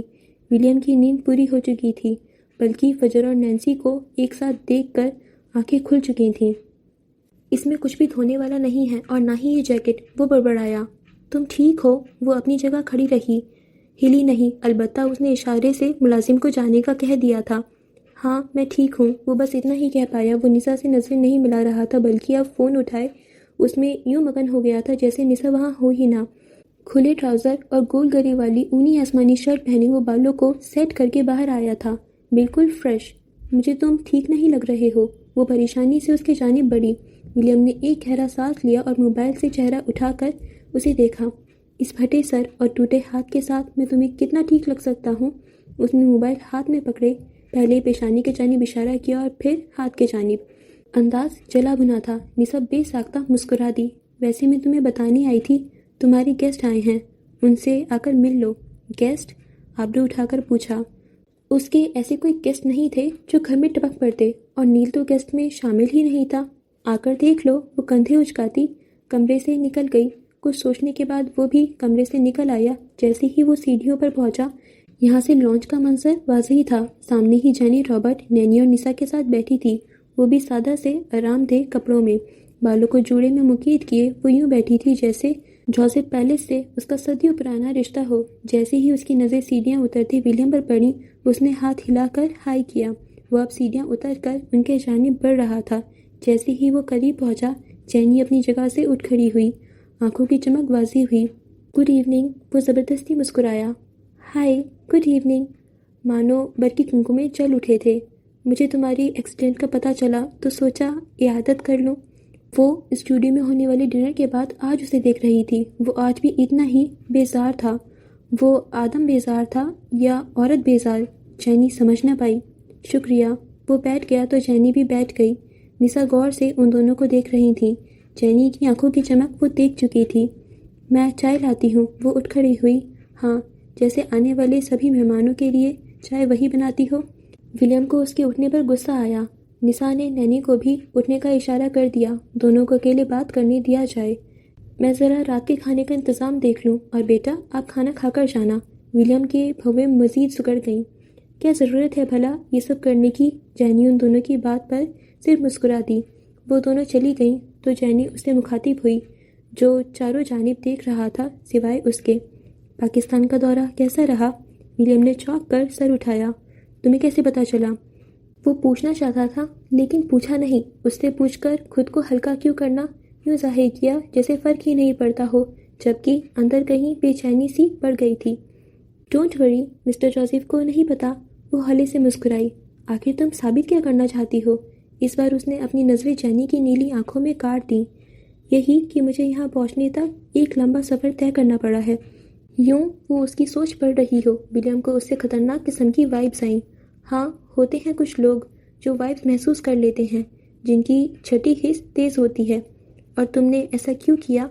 صوفے پر پشت ٹکا کر وہ پرسکون ہو کر بیٹھ گیا۔ ہلکے گیلے بال پیچھے کو سیٹ تھے، لانچ میں جلتے آتش دان باہر کی سردی کو پوری طرح کاٹ رہے تھے۔ جینی نے ایک نظر اسے دیکھا اور پھر اس کے عقب میں لگے مسٹر جوزف کے ڈریکولا جیسے پورٹریٹ کو۔ کیونکہ مجھے یہ پسند ہے۔ پورٹریٹ سے نظریں ہٹا کر ولیم پر جما دیں، جتاتی ہوئی نظریں۔ وہ سرمئی رنگت کے گرم ٹریک سوٹ میں ملبوس تھی۔ کیوں پسند ہے؟ ولیم نے سوال داغا۔ وہ صاف صاف بات کرنا چاہتا تھا۔ کیونکہ اس میں ایک کشش ہے۔ تم کیا سمجھے؟ وہ جوزف پیلس کی بات کر رہی تھی یا ان کے ثبوت کی؟ کشش جان لیوا ہوتی ہے۔ ولیم نے اب کی بار نظریں اس سے ہٹا دیں۔ یہ پراسرار ہے، وہ ہولے سے بولی۔ پراسراریت موت ہے۔ یہ کسی فیری ٹیل جیسا ہے، وہ پھر سے بولی۔ اسے ولیم کو سننا اچھا لگ رہا تھا۔ وہ بھی اسی کے انداز میں بیٹھی تھی، لیکن اس نے نظریں نہیں ہٹائی تھیں۔ ہٹانی بھی کیوں؟ فیری ٹیل جھوٹی ہوتی ہیں۔ وہ جھوٹی کیوں ہیں؟ پھر وہ ہمیشہ ہنسی خوشی رہنے لگے۔ فیری ٹیل کا یہ موٹو ہی جھوٹا ہے۔ اصل زندگی میں لوگ ساتھ چھوڑ جاتے ہیں۔ وہ زخمی تھا کیونکہ نینسی اسے چھوڑ گئی تھی۔ پھر بھی فیری ٹیل میں جادو ہوتا ہے اور جادو سب ٹھیک کر دیتا ہے۔ وہ اس کی بات پر استہزائیہ ہنس دیا۔ اصل زندگی میں جادو کرنے والی نیک اور رحم دل پریاں نہیں ہوتی، بلکہ سیاہ طلسم بکھیرنے والی چڑیلیں ہوتی ہیں، ڈائنے ہوتی ہیں، اور ڈائنے کسی کا گھر نہیں چھوڑتی۔ وہ یوں کہتا کس قدر برا لگا تھا۔ آخر اس کا کسی ڈائن نے کیا بگاڑا تھا سوائے فجر کے، جو سانس لینے میں دشواری لاتی تھی؟ اور پھر کچھ لوگ تمہارے جیسے بھی ہوتے ہیں جن پر جادو نہیں چلتا۔ وہ دلکشی سے مسکرائی اور اس کی مسکراہٹ نے ولیم کو مزید کوفت میں مبتلا کیا۔ انسان کتنا کم ظرف ہوتا ہے، اپنے پسندیدہ انسان کو دل نکال کر دے دیتا ہے، اسے قبول کرتا ہے، اس کا سب کچھ قبول کرتا ہے، جبکہ ایک عام انسان کو دیکھتا تک نہیں، بھلے ہی وہ اپنا سینہ چاک کیے دل ہتھیلی پر لیے کھڑا ہو۔ کیا میں جان سکتا ہوں تم نے یہ سب کیوں کیا؟ اس بار اس کا لہجہ سرد تھا، اسے پہیلیوں میں بات کرنا نہیں پسند تھا۔ جوزف پیلس کو اندر سے دیکھنے کے لیے، جوزف پیلس کے لیے۔ وہ اسی دلکشی سے مسکرائی، انداز میں ذرا بھی تبدیلی نہیں آئی۔ اگر اسے سیلف کنٹرول کہتے ہیں تو اسے بہت اچھا آتا تھا۔ پورا ایڈنبرگ، پورا اسکاٹ لینڈ قلعوں سے بھرا پڑا ہے۔ پھر جوزف پیلس میں ایسا کیا ہے؟ وہ اس کی جانب جھکتا تبھی آواز میں بولا۔ آنکھوں کا سرپن واضح تھا۔ جینی کئی لمحے اسے دیکھتی رہی، اس کی سرخ ہو چکی رنگت اور اس کی آنکھوں کی بیزاری۔ پھر اس نے گہرا سانس لیا اور وہ بھی اس کے جانب تھوڑا جھکی۔ تم ہو یہاں ولیم جوزف؟ صاف اور واضح الفاظ۔ ولیم کا چہرہ مزید سکھ پڑا۔ کتنی بے باک تھی۔ پھر وہ ایک ادا سے پیچھے ہو بیٹھی، آنکھوں میں شرارت واضح تھی۔ وہ لڑکا جو بائبل ہائی لائٹ کر کے رکھتا ہو، اس سے دلچسپ چیز پورے اسکاٹ لینڈ میں کہیں نہیں ہو سکتی۔ میں ایسی حرکتیں اب نہیں کرتا۔ وہ پیچھے ہو کر بیٹھا۔ خفت نے آن گھیرا۔ اب جو کرتے ہو اس سے بھی زیادہ خطرناک ہے۔ رگبی اسٹیڈیم میں پاگلوں کی طرح رگبی کھیلتا ولیم اسے پورے جزیات سے یاد تھا۔ اس نے سوچا پر کہا نہیں۔ ٹھیک ہے، پھر میں چلتی ہوں۔ اچانک ہی وہ اٹھ کھڑی ہوئی۔ آج کے لیے اتنا کافی تھا۔ وہ یوں ہی بیٹھا رہا۔ تم مجھے دروازے تک نہیں چھوڑو گے؟ اسے سکون سے بیٹھی دیکھ کر وہ گویا ہوئی۔ اس کے اٹھنے کا انتظار کر رہی تھی۔ میں تمہیں اٹھا کر نہیں لایا تھا، تم جن پیروں پر آئی ہو انہی پر واپس بھی جا سکتی ہو۔ ڈیفالٹ پیس اپنی زون میں لوٹ آیا تھا۔ جینی رابرٹ نے کھڑے کھڑے مسکراتے سر کو اسبات میں ہلایا اور پھر خدا حافظ کہتی لان سے نکلتی چلی گئی۔ باہر اس کی گاڑی کھڑی تھی۔ اس کے جاتے ہی ولیم نے گہرا سانس لیا۔ نسا ملازمہ کے ساتھ چائے کی ٹرالی لاتی نظر آئی۔ ارے وہ چلی گئیں؟ وہ حیران ہوتی جبکہ ولیم نے اسبات میں کندھے ہلا دیے۔ وہ کچھ نہیں جانتا، اس نے کچھ نہیں کیا، وہ بھلا کبھی کچھ کر سکتا ہے؟ صفدر فجر کے ہمراہ لوکل آٹو میں رئیس ہیڈ آفس تک پہنچتے پہنچتے بے حال ہو چکا تھا۔ فجر سکون سے آٹو میں بیٹھی تھی، اسے عادت تھی۔ عادت نہ بھی ہوتی تو اسے یہ کرنا ہی تھا، جبکہ صفدر بار بار چہرے پر امڑ آتا پسینہ صاف کر رہا تھا۔ جیسے ہی وہ عمارت کے قریب پہنچے تو فجر آٹو والے کو پیسے دیتی باہر نکل آئی، جبکہ صفدر ہچکچاہٹ کا شکار تھا۔ اس کے باپ کے رئیس اورنگزیب سے اچھے مراسم تھے۔ اگر کوئی اسے یہاں یوں دیکھ لیتا تو پورے راستے وہ فجر کو بددعائیں دیتا آیا تھا اور خود کو بھی۔ کاش فجر اس کے پروجیکٹ پارٹنر نہیں ہوتی، کاش وہ اس دن مر گیا ہوتا جس دن گروپ بنے تھے، کم از کم یہ ذلت نہ سہنی پڑتی۔ فجر نے گردن پیچھے گرا کر شان سے کھڑے کئی منزلہ نیلے شیشوں والی عمارت کو دیکھا جس پر بڑے حروف میں رئیس نام لوگوں کے ساتھ کندہ تھا، ڈائمنڈ جیسا چمکتا رئیس جس کے اوپر بادشاہ کا تاج بنا تھا اور اتنا بڑا اور روشن تھا کہ رات کو میلوں دور تک نظر آتا۔ یہ رئیس ٹیکسٹائلز کا ہیڈ آفس تھا، صرف ٹیکسٹائلز کا ہی نہیں بلکہ رئیس کے باقی تمام برانڈز کا ہیڈ آفس تھا۔ میں تمہیں کبھی معاف نہیں کروں گا، صفدر نے جھک کر کھگی سے کہا۔ میں نرگسی آدمی سے معافیا نہیں مانگتی، وہ سکون سے کہتی گیٹ کے جانب بڑھی۔ صفدر کھلس کر رہ گیا۔ اندر ملازموں کے علاوہ عام لوگوں کو جانے کی اجازت نہیں تھی۔ صفدر کو گیٹ پر سب بتانا پڑا، لیکن وہ اس کا اعتبار کیوں کرتے؟ اس نے جھلاتے ہوئے اپنے باپ کو فون کیا۔ تم گاڑی لے کر کیوں نہیں گئے؟ گرجدار آواز گونجی۔ وہ گاڑی خراب ہو گئی تھی، اس نے تھوک نگلتے جھوٹ بولا اور سامنے کھڑی فجر پر 100 بار لعنت بھیجی۔ فون بند ہو گیا۔ تم نے مجھے بہت ذلیل کروایا ہے فجر۔ اونچے بنگلوں میں رہنے والے اور مہنگی گاڑیوں میں گھومنے والوں کو کبھی کبھار مڈل کلاس لوگوں کی ذلالت برداشت کر لینی چاہیے۔ زندگی کی حقیقت کا پتہ چلتا رہتا ہے۔ اس کے سکون میں کوئی کمی نہیں آئی۔ کچھ دیر بعد گارڈز نے معذرت کرتے گیٹ کھول دیا۔ یقیناً اسے فون آ گیا ہوگا۔ اگلے 10 منٹ بعد وہ دونوں اے سی کی ٹھنڈک میں مراد عالم کے دفتر میں بیٹھے تھے۔ 40 سالہ مراد عالم رئیس اورنگزیب کا پی اے تھا۔ فجر نے ایک ایک چیز کو بہت غور سے دیکھا۔ ایسا نہیں تھا کہ اسے یہ سب متاثر کر رہا تھا، بلکہ وہ اپنے ذہن میں خاکہ تیار کر رہی تھی آنے والے وقت کا، جبکہ اس کا اپنا آفس ہوگا، جب فجر معراج کا نام ہوگا اور اسے کوئی یوں ایرا گیرا سمجھ کر گیٹ پر ہی نہیں روک لے گا۔ ہلکی سرمئی دیواریں جو دیکھنے میں ہی سادہ اور پروقار لگتی تھیں۔ مراد عالم کی پاور چیئر کے پیچھے کئی فوٹو فریمز ٹنگے تھے، سفید کناروں والی فریمز جن میں ہلکے پھلکے آرٹ کی تصویریں تھیں۔ اس نے گہرا سانس لیا اور چوکنی ہو کر بیٹھ گئی، جبکہ صفدر تو صوفے پر نڈھال سا بیٹھا تھا۔ اندر آتے ہی اس کی جان میں جان آ گئی تھی۔ کئی لمحے یوں ہی گزر گئے اور پھر کمرے کا دروازہ کھلا۔ وہ دونوں پاور چیئر کے دائیں جانب رکھے صوفوں پر بیٹھے تھے، ایل شیپڈ قیمتی صوفہ اور شیشے کا نازک سا میز۔ مجھے ماڈل ڈھونڈ کر دو، شالے کلیکشن کے لانچ کے لیے نیا چہرہ چاہیے۔ تم جانتے ہو رئیس جویلرز ہمیشہ خوبصورت جویلری کے ساتھ خوبصورت چہرے لاتا ہے۔ فون پر بات کرتا مراد عالم آفس میں داخل ہوا۔ صفدر سیدھا ہو کر بیٹھا، جبکہ فجر نے گردن مزید اٹھا لی۔ دوپٹہ سر سے پھسل کر کندھوں پر جا گرا تھا، بال جوڑے میں مقید تھے اور بالوں میں ابھی تک پینسل پھنسی ہوئی تھی۔ البتہ اس وقت آنکھوں پر چشمہ لگا تھا اور یہ چشمہ اس کے چہرے کو مزید حسین بنا رہا تھا۔ کون پاگل کہتا ہے چشمہ لڑکیوں کی خوبصورتی باندھ کر دیتا ہے؟ کوئی فجر معراج کو بھی دیکھ لیتا۔ ہاں، رئیس آج واپس آ رہے ہیں۔ اوکے ٹھیک ہے، شام میں ہم آفس پہنچ جائیں گے، بائے۔ اس نے ایک نظر فجر اور صفدر کو دیکھا اور پھر فون بند کر دیا۔ درمیانہ قد، سلیقے سے جمے بال اور بیچ پینٹ پر سفید ڈریس پینٹ پہنے مراد عالم اب فون بند کرتا ان کے جانب بڑھا۔ السلام علیکم۔ صفدر اٹھ کھڑا ہوا۔ فجر کو بھی اٹھنا پڑا، ویسے بھی وہ یہاں اپنے کام سے آئی تھی۔ وعلیکم السلام۔ دونوں نے مصافحہ کیا اور اگلی نظر مراد عالم کی فجر پر پڑی۔ ایک پل کے لیے وہ ٹھٹک گیا۔ فجر نے سر ہلا کر سلام کرنے پر اکتفا کیا۔ میں ذرا بزی تھا، لیٹ ہو گیا۔ حسین صاحب نے بتایا تھا آپ لوگ کے آنے کا۔ میں نے فیکٹری سے کچھ کپڑا منگوایا ہے، مجھے امید ہے آپ لوگوں کو پسند آئے گا۔ وہ کہہ صفدر سے رہا تھا، لیکن دیکھ فجر کو رہا تھا۔ نہیں، ایسا نہیں تھا کہ انہیں خوبصورت چہروں کی کمی تھی۔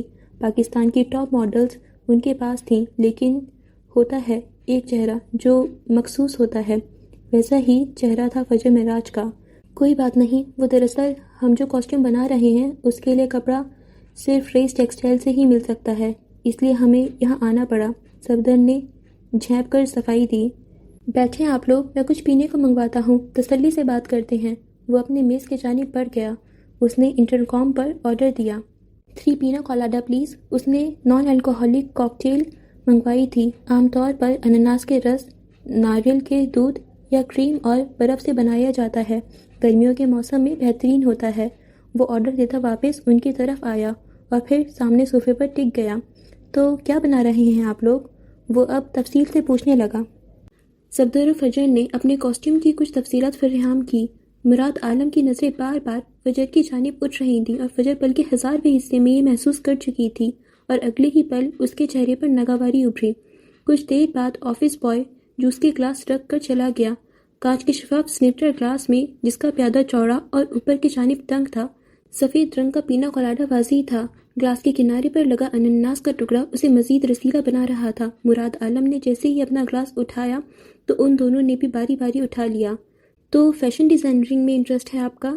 اب کی بار اس نے فجر سے براہ راست پوچھا۔ کاسٹیوم ڈیزائنرنگ، اس نے واضح کیا۔ ایک ہی بات ہے، وہ مسکرایا۔ ایک ہی بات نہیں ہے، وہ نہیں مسکرائی۔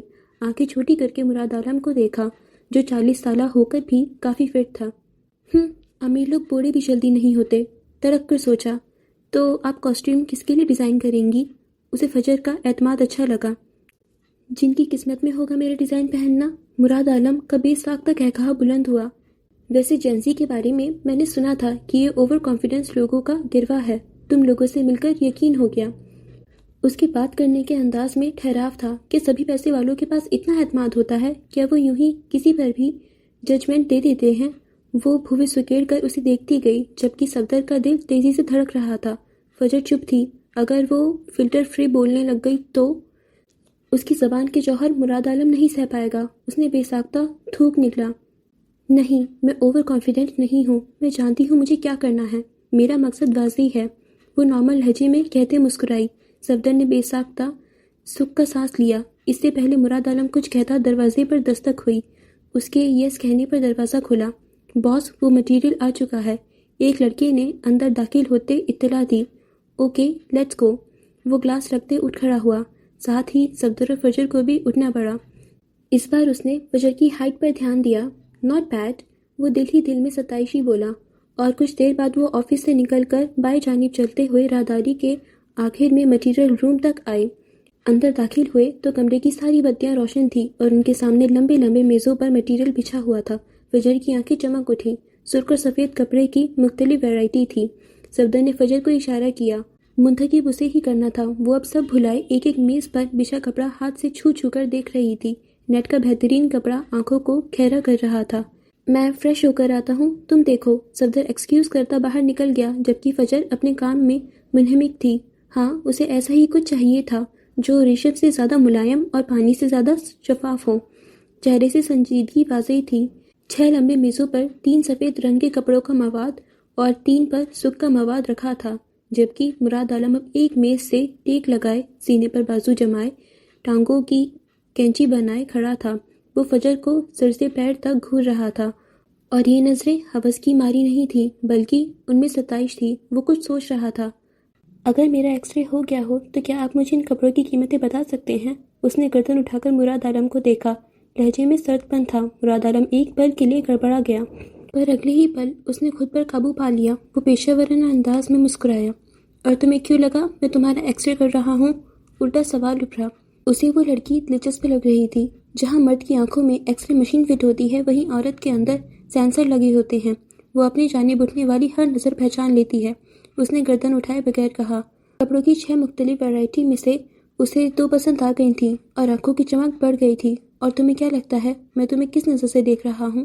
اگلا سوال ابھرا۔ بدقسمتی سے آپ مجھ میں ایک ماڈل ڈھونڈ رہے ہیں۔ اس بار گردن اٹھا لی، آنکھیں مراد عالم کی آنکھوں میں کاٹ دی۔ مراد عالم کی مسکراہٹ غائب ہوئی، پر وہ یوں ہی کھڑا رہا، اسے دیکھتا رہا۔ وہ کیسے جان گئی تھی؟ کیا اسے ادراک ہوتے تھے؟ مجھے سرخ رنگ کی یہ ویرائٹی، جبکہ سفید رنگ کی وہ ویرائٹی چاہیے۔ اس نے مسکرا کر 2 مختلف میزوں کی طرف اشارہ کیا۔ انداز نارمل تھا۔ تو کیا میرا تمہیں ایک ماڈل کی نظر سے دیکھنا غلط ہے؟ اگلا سوال داغا گیا۔ مراد عالم کی پیشانی کی لکیریں مزید گہری ہوئیں۔ یہ صرف فجر معراج کا اعتماد نہیں تھا، بلکہ کچھ اور تھا جو اسے دلچسپ بنا رہا تھا۔ لیکن کیا؟ وہ اسے دیکھتے سوچنے لگا۔ آپ کا مجھے میری مرضی کے بنا دیکھنا بھی غلط ہے، وہ اسی سکون سے بولی۔ چہرے پر تپانے والی مسکراہٹ تھی۔ مراد عالم ہنس دیا۔ تو پھر تمہیں گھر بیٹھنا چاہیے، فیشن ڈیزائنرنگ تمہارے بس کا کام نہیں۔ وہ بھی اسی کے انداز میں بولا۔ چہرے پر تمسخر واضح تھا۔ فجر نے سکون سے اس کی بات سنی، اور پھر وہ 2 قدم بڑھاتی آگے آئی، بازو سینے پر باندھ لیے۔ سر، میں اس خوف سے گھر ہرگز نہیں بیٹھ سکتی کہ لوگ مجھے بری نظروں سے دیکھیں گے۔ البتہ میں دیکھنے والے کی آنکھیں ضرور نکال سکتی ہوں۔ اس بار لہجے کی ٹھنڈک نے لاہور کی گرمی کو مات دے دی تھی۔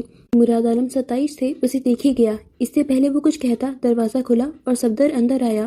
میں مٹیریل منتخب کر چکی ہوں۔ صفدر، ان سے پیمنٹ پوچھ لیں، پھر ہمیں چلنا ہے۔ اس نے رخ صفدر کی جانب کیا۔ صفدر نے بے ساختہ مراد عالم کو دیکھا جو مسکرا دیا۔ کچھ دیر بعد ان کا مطلوبہ کپڑا پیک ہو چکا تھا۔ فجر کو اپنے سر سے بڑا بوجھ اترتا محسوس ہوا۔ وہ دونوں ایک بار پھر مراد عالم کے آفس میں تھے۔ ہم یہ سامان آٹو پر نہیں لے جا سکتے، میں گاڑی منگوا رہا ہوں۔ اس نے فجر کی جانب جھک کر سرگوشی کی۔ میں رائڈ کروا چکی ہوں، ڈونٹ وری، گاڑی آتی ہی ہوگی، وہ قدرے سکون سے بولی۔ صفدر گہرا سانس لیتا رہ گیا۔ کچھ دیر بعد ان کا مٹیریل نیچے گاڑی تک پہنچا دیا گیا تھا۔ وہ دونوں مراد عالم کے آفس سے اسے خدا حافظ کرتے باہر نکل رہے تھے جب عقب سے آنے والی آواز پر دونوں رک گئے۔ مس فجر معراج، کیا آپ رئیس جویلرز کے لیے ایک فوٹو شوٹ کریں گی؟ صفدر جہاں حیران ہوا وہیں فجر کے لبوں پر استہزائیہ مسکراہٹ ابھری۔ وہ جانتی تھی جلدی اب دیر اسے یہ آفر ضرور آئے گی۔ مراد عالم ان کے عقب سے نکلتا سامنے آیا۔ شالے کلیکشن ہماری اب تک کی بہترین کلیکشن ہے۔ ڈائمنڈ کی یہ جویلری مارکیٹ میں آگ لگانے والی ہے۔ مغربی طرز پر بنا یہ زیور آنکھوں کو خیرہ کرنے والا ہے، اور اس کے لیے ہمیں ایسا چہرہ چاہیے جو… میں ماڈلنگ یا فوٹو شوٹ میں انٹرسٹڈ نہیں ہوں۔ اس کی بات کاٹ کر فجر نے انکار کیا۔ سوری، مراد عالم کو لگا جیسے اس نے غلط سنا ہو۔ کوئی رئیس جویلرز کی آفر کیسے ٹھکرا سکتا ہے؟ میں نے ابھی آپ کو انکار کیا ہے، میں انٹرسٹڈ نہیں ہوں۔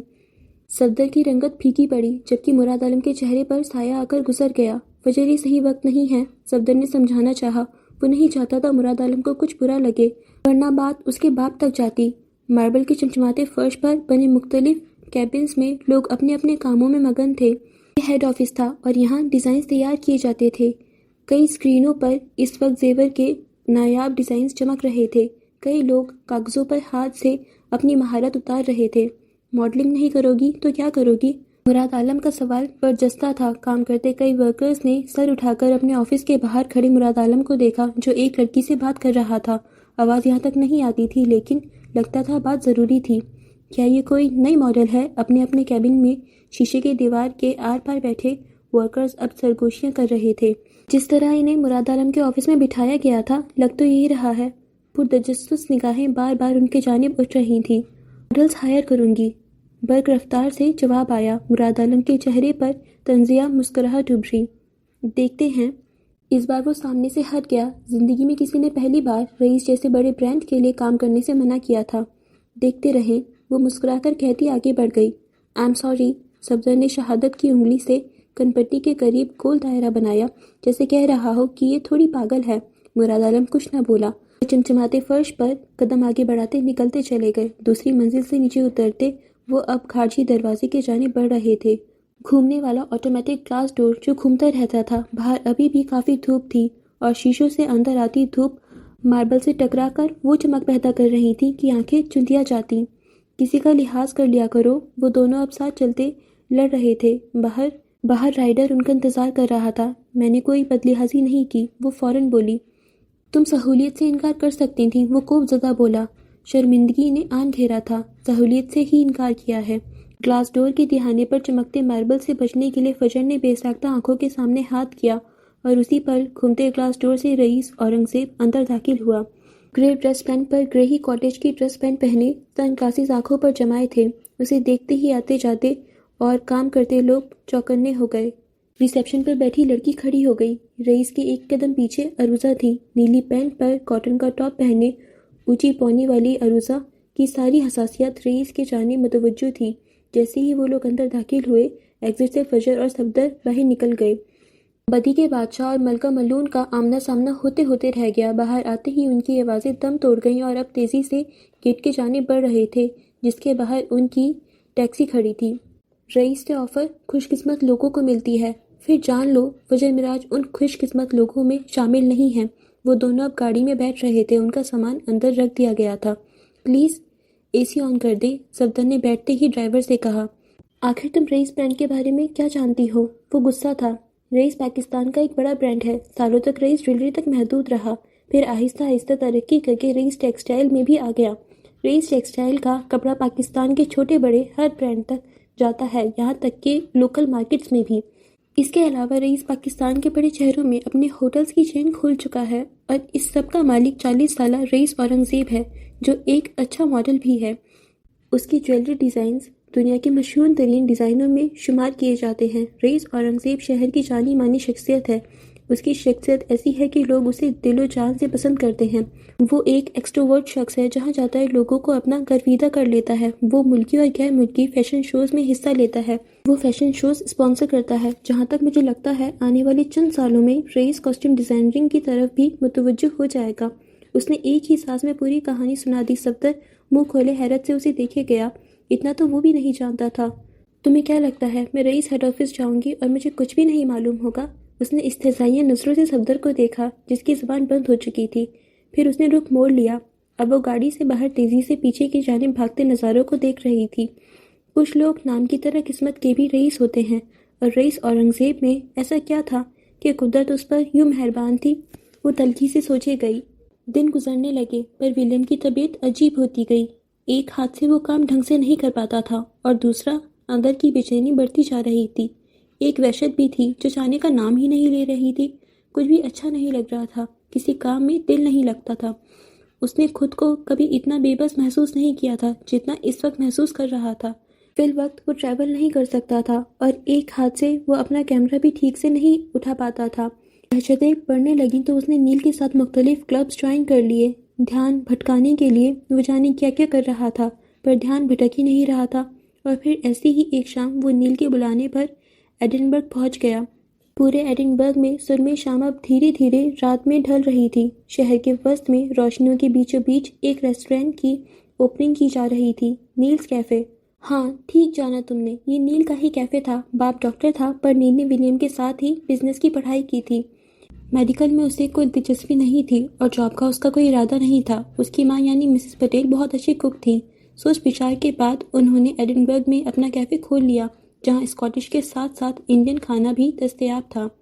کیفے کی اوپننگ میں مسٹر پٹیل کے گنے چنے دوست مہمان تھے اور باقی سب نیل اور ولیم کے کلاس فیلوز تھے۔ ولیم نے جوزف پیٹرسن کے بیٹے ہونے کا پہلی بار فائدہ اٹھایا تھا۔ وہ ٹوٹے ہاتھ کے ساتھ ہی آیا تھا۔ پلسٹر والے ہاتھ کو بیلٹ میں ڈال کر اور بیلٹ کو ایک جانب سے گردن سے گزارا گیا تھا تاکہ ہاتھ ہلے جلے نہ۔ سافٹ بیچ بیگی پینٹ پر کافی رنگ کی کھلی گول گلے والی اونی شرٹ پہنے وہ کاؤنٹر کے قریب میز کے اوپر چڑھا بیٹھا تھا۔ کتھئی بال نفاست سے سیٹ تھے اور گول گلے والی شرٹ کے اوپر سنہری چین چمک رہی تھی۔ لوگ آ جا رہے تھے۔ آج کسی تقریب کی طرح میزوں کو کھانوں سے سجایا گیا تھا تاکہ لوگ کھانے کے بعد کھانے کا ذائقہ جان سکیں۔ کھانا مفت تھا، جاننے والوں کے لیے بھی اور انجان لوگوں کے لیے بھی۔ لوگ جہاں کھانے کے لیے آ رہے تھے وہیں شان سے بیٹھے ولیم جوزف کے ساتھ تصویریں لی جا رہی تھیں۔ بے شک وہ کسی کام کا نہیں تھا، پر باپ جوزف پیٹرسن تھا اور وہ پہلی بار فائدہ اٹھا رہا تھا۔ نیل نے اسی جیسے کپڑے پہن رکھے تھے، فرق صرف یہ تھا کہ اس کی شرٹ کا رنگ تھوڑا ہلکا تھا۔ ویسے اچھے لگ رہے ہو، اس کے قریب آیا، اور تم اتنے ہی منحوس، ولیم نے بغیر کسی لگی لپٹی کے کہا تو نیل کی بدتمیزی دکھائی دی۔ کیفے میں عجیب سا شور تھا، لوگوں کے بولنے کی آوازیں، چمچ کانٹوں کی آوازیں، میوزک کی۔ ویسے تمہیں کیا لگتا ہے جارج آئے گا؟ نیل نے جارج کو دعوت دی تھی اور جارج آج کل اتنا مصروف تھا کہ ولیم نے پچھلے کئی دنوں سے اس کی شکل نہیں دیکھی تھی۔ ولیم کے ساتھ ساتھ نیل کے بھی جارج کے ساتھ اچھے تعلقات تھے۔ وہ تینوں اکثر کیمپنگ کے لیے جاتے تھے، پر جیسے جیسے وقت گزرتا گیا کافی کچھ بدل گیا تھا۔ کیوں اس کے بنا تمہارا کھانا ہضم نہیں ہوگا؟ ولیم نے موبائل سے سر نہیں اٹھایا، وہ موبائل دیکھ رہا تھا۔ اسکرین سے پھوٹتی نیلی روشنی میں اس کا چہرہ واضح تھا، پیشانی کا زخم بھر چکا تھا۔ کھانا تو میرا ہضم ہی رہتا ہے، لیکن آج کل کچھ بھوک محسوس نہیں ہو رہی۔ نیل نے ایک ٹھنڈی آہ بھری۔ پھر کسی پر کرش ہو گیا ہوگا، وہ دیکھ موبائل کو رہا تھا پر کان نیل کو سن رہے تھے۔ اس بار یہ کرش سے کچھ زیادہ ہے، دل میں گدگدی سی ہوئی۔ ولیم نے سر اٹھا کر اسے دیکھا۔ اس سے پہلے وہ کچھ بولتا یا کہتا، ریسٹورینٹ کے باہر ایک لمبی چمچماتی سیاہ گاڑی آ کر رکی۔ دروازہ کھلا اور چمچماتے بوٹ دکھائی دیے اور اس کے ساتھ ہی جارج باہر نکلا، سیاہ ڈریس پینٹ میں، سفید شرٹ پہنے، سیاہ کوٹ کو بازو پر پھیلائے۔ وہ شان سے کھڑا تھا۔ وہ جارج تھا، جوزف پیٹرسن کا بڑا بیٹا۔ اسے پورا ایڈنبرگ جانتا تھا۔ وہ ہر موقع پر ہر تقریب میں مسٹر جوزف کے ساتھ ہوتا تھا۔ اسٹار لائٹ پروڈکشن کا وارث، اور آج وہ آن بان شان میں بالکل مسٹر جوزف لگ رہا تھا۔ نیل اور ولیم گلاس ڈور سے اسے دیکھتے بے ساختہ اپنی جگہ سے کھڑے ہوئے۔ ولیم کے ہاتھ سے موبائل گرتے گرتے بچا، جبکہ نیل کا جبڑا کھل کر نیچے گر چکا تھا۔ لوگوں نے اسے دیکھا اور پہچان لیا۔ لوگ منہ پر ہاتھ رکھے اسے حیرانی سے دیکھنے لگے۔ موبائل کے کئی کیمروں کی فلیش لائٹس میں وہ چلتا اندر آیا۔ یہ جارج ہے نا، تمہارا بھائی جارج، اپنا جارج؟ ولیم کے پہلو میں کھڑے نیل نے ذرا سا جھک کر سرگوشی کی۔ دونوں ہاتھ کمر پر جمے تھے اور منہ ابھی تک کھلا ہوا تھا۔ خوشبوؤں میں رچا بسا ہلکے گھنگریالے بالوں والا جارج لمحہ لمحہ ان کے قریب ہو رہا تھا۔ ہیلو بوائز، وہ ان کے قریب آ کر رکا۔ ولیم اور نیل حیرت سے آنکھیں پھاڑ کر اسے دیکھتے گئے۔ اگر اسے گرومنگ کہتے تھے تو یہ ورلڈ بیسٹ گرومنگ تھی۔ پہلے وہ اسٹوڈنٹ تھا اور اب وہ اسٹارلائٹ پروڈکشن ہاؤس کا ڈائریکٹر تھا۔ مبارک ہو، اس نے ایک وقار سے اپنا ہاتھ نیل کی جانب بڑھایا۔ ولیم اور نیل کی گردن ایک ساتھ جھکی، نگاہیں اب اس کی قیمتی گھڑی پر جم گئیں۔ وہ آنکھیں پھاڑے اس کی گھڑی دیکھ رہے تھے۔ کیا ہوا تم دونوں کو؟ انہیں بت بنی دیکھ کر جارج گویا ہوا۔ نیل اور ولیم کے رد عمل نے اسے محظوظ کر دیا تھا۔ آس پاس کھسر پھسر ہو رہی تھی۔ وہ دونوں کسی خواب سے جاگے۔ نیل نے مسکرانے کی کوشش کی پر چہرے کی حیرت گم نہ ہو سکی۔ اس نے جارج کا ہاتھ تھام لیا۔ تم تو پہچانے نہیں جا رہے۔ نیل نے بے ساختہ اسے گلے لگا لیا۔ جارج نے مسکرا کر کندھے اچکا دیے۔ تم ٹھیک ہو؟ بخار تو نہیں ہو گیا؟ ولیم نے اپنا ہاتھ بڑھا کر جارج کی پیشانی چھوئی۔ ڈرا سہما جارج دنوں میں بدل گیا تھا۔ یہی پریکٹیکل لائف کی پاور ہے۔ انسان کے اندر اعتماد آتا ہے، شخصیت میں وقار اور ٹھہراو آ جاتا ہے۔ انسان جب اپنے پیروں پر کھڑا ہو جاتا ہے تو اس سے بہترین گلو اپ کوئی نہیں ہوتا۔ سر تمہارا پھٹا ہے، میرا نہیں۔ جارج نے اس کا ہاتھ جھٹکا۔ مسز اور مسٹر پٹیل سے ملنے کے کچھ دیر بعد وہ تینوں ایک گول میز کے گرد کرسی پر بیٹھے تھے، بلکہ کمکموں کی چمک میں سارا منظر حسین لگ رہا تھا۔ ایسے کیفے کھول کر بیٹھ گئے ہو؟ کوکنگ کا سی بھی آتا ہے تمہیں؟ اس کا کوٹ کرسی کی پشت پر ٹکا تھا۔ میں مالک ہوں، کوکنگ شیف کرتا ہے، میں نہیں۔ نیل نے ناک سے مکھی اڑائی۔ خیر چلو، تم میں سے کسی ایک کو تو عقل آئی۔ فرینچ فرائز کی پلیٹ سے اس نے فرینچ فرائز اٹھاتے منہ میں ڈالی۔ آج تو اس کی شان ہی نرالی تھی۔ لوگ اسے دیکھ رہے تھے، بلکہ ان دونوں کو۔ فخر سے جارج کے کندھے چوڑے ہوئے۔ اس کی عقل تو ایکسیڈنٹ کے بعد دماغ سے نکل کر کہیں گر گئی ہوگی۔ اس نے استہزائی کہتے ولیم کو دیکھا۔ چہرے پر تپانے والی مسکراہٹ تھی اور ولیم کے لیے تو اس کا یہ روپ ہضم کرنا ہی مشکل تھا۔ آج کل اس کے لیے سب کچھ مشکل تھا۔ خود کو سمجھا بجھا کر وہ یہاں لایا تھا، لیکن ذہن بھٹکا ہوا تھا اور کہاں تھا یہ وہ بھی نہیں جانتا تھا۔ ولیم نے اسے صرف ایک گھوری سے نوازا۔ آج کل اس کا بات کرنے کا بھی دل نہیں کرتا تھا۔ میں فریش ہو کر آتا ہوں۔ وہ اٹھ کھڑا ہوا۔ جانے کیوں دل یہاں سے بھاگ جانے کو کر رہا تھا۔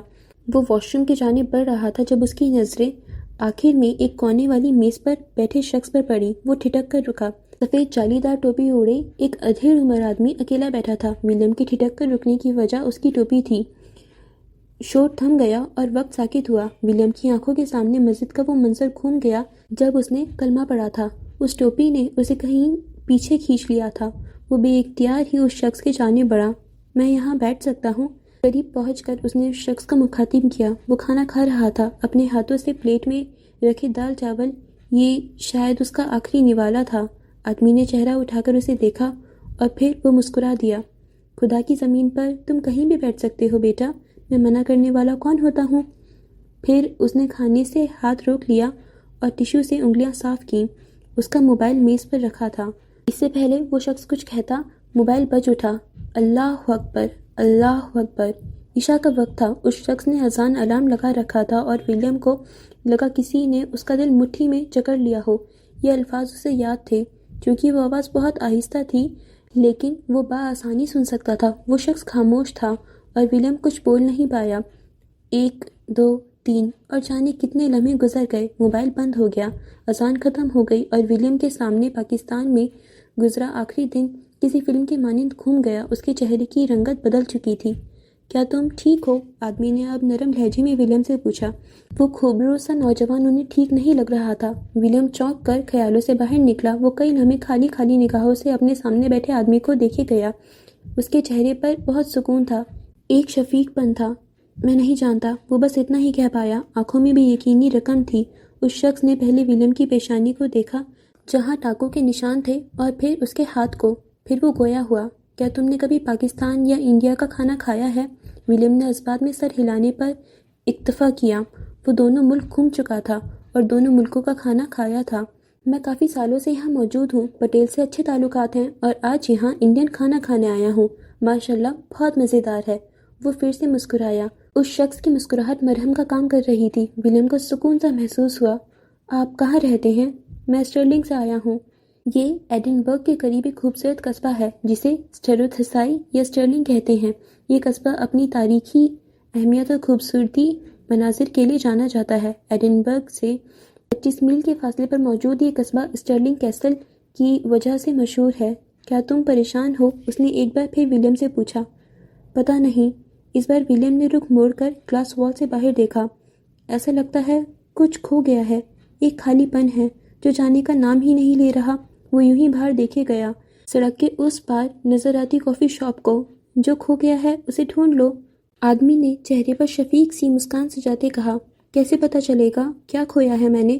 اس نے رخ پلٹ کر دوبارہ اپنے سامنے بیٹھے شخص کو دیکھا، جسے دیکھ کر، جسے سوچ کر دل کو سکون محسوس ہو، بس جان لو وہی تمہارا گمشدہ حصہ ہے۔ ولیم بس انہیں دیکھے گیا، کچھ نہ بولا۔ زیادہ ہواؤں میں اڑنے کی ضرورت نہیں ہے، یہ بس کاغذی رشتہ ہے۔ وہ کسی بلا کی طرح حاضر ہوئی۔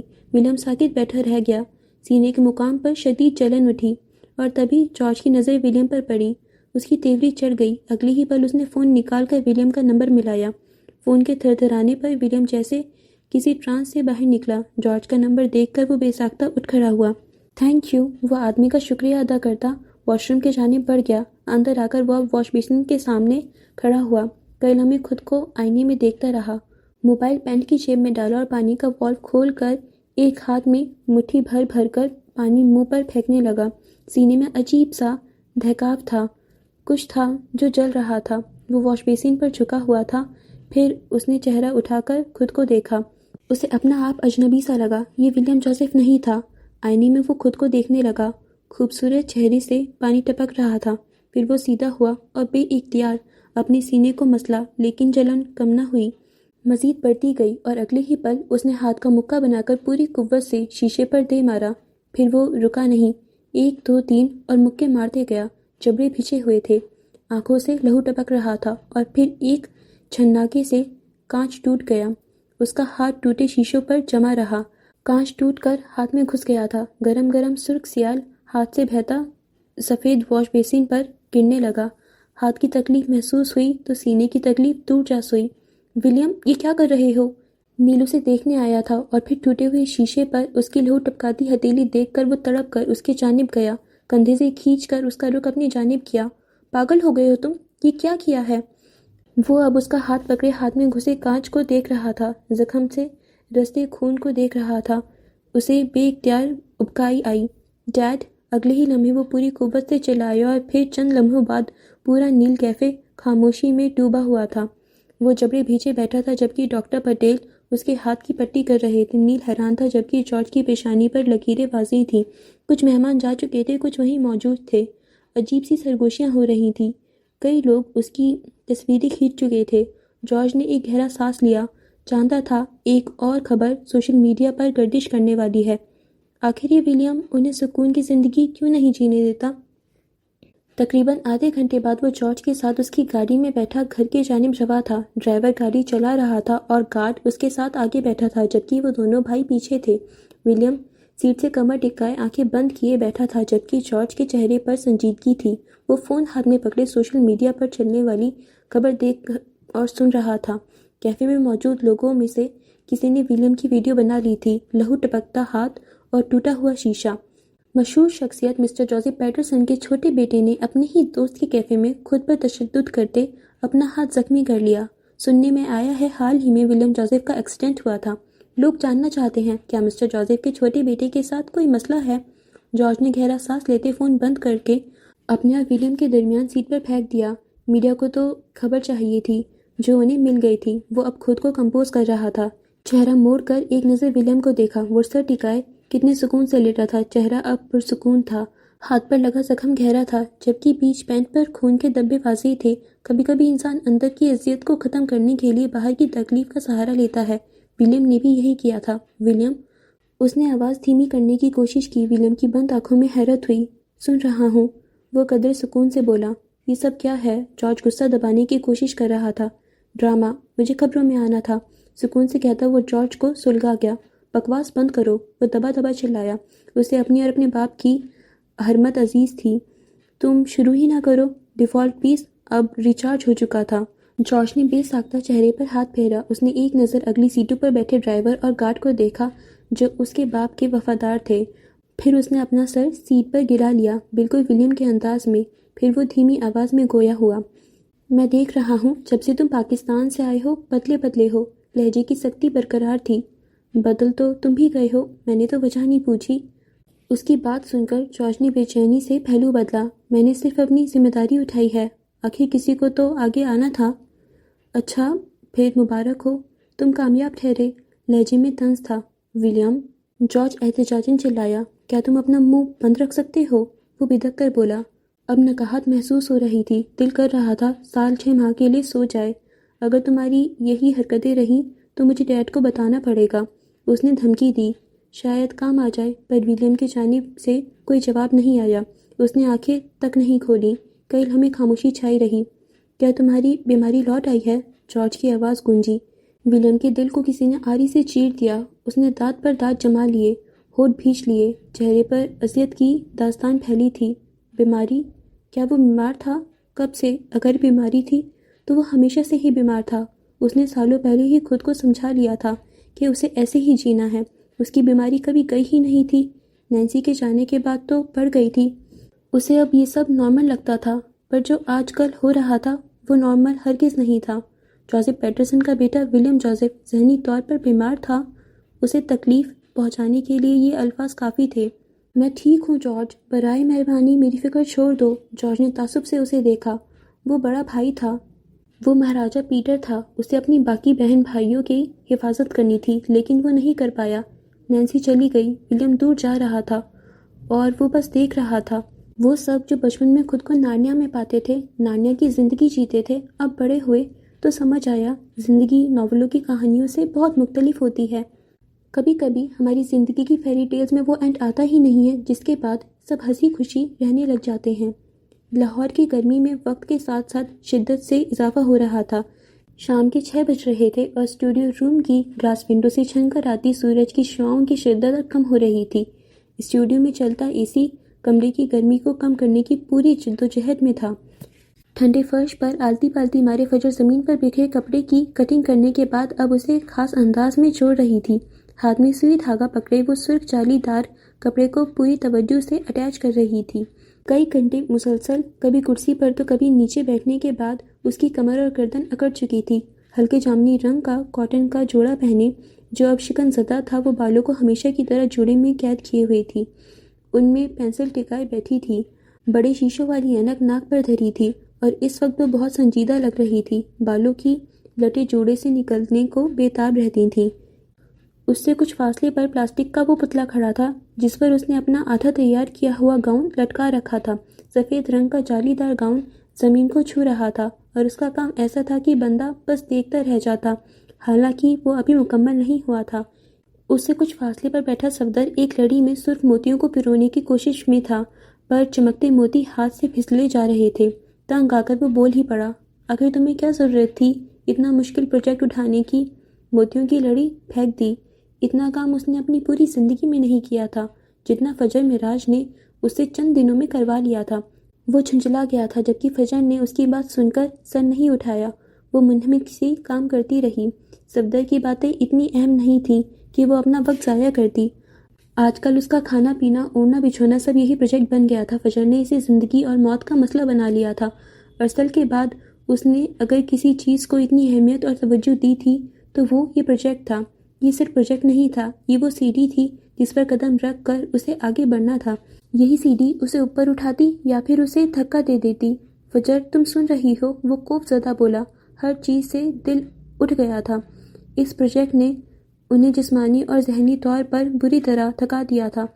آس پاس ٹیلنٹ کی کمی نہیں تھی، ہر ایک اسٹوڈنٹ کو یہ موقع چاہیے تھا۔ باقی اسٹوڈنٹس کو شاید موقع کی کمی نہیں ہوگی، پر فجر معراج کے لیے یہ جیسے پہلا اور آخری موقع تھا۔ اسے اپنی بقا کی جنگ لڑنی تھی، اس لیے وہ حد درجہ سنجیدہ تھی۔ بحری نہیں ہوں میں، وہ بھویں سکیڑ کر بولی، گردن ابھی بھی جھکی ہوئی تھی۔ خوبصورت ہاتھ نفاست سے سرخ جالی دار کپڑے کی بازو بن رہے تھے۔ سب جا چکے ہیں، مجھے لگتا ہے پوری یونیورسٹی میں صرف ہم بچے ہیں۔ وہ یہاں سے نکلنا چاہتا تھا۔ فجر نے چہرہ اٹھا لیا۔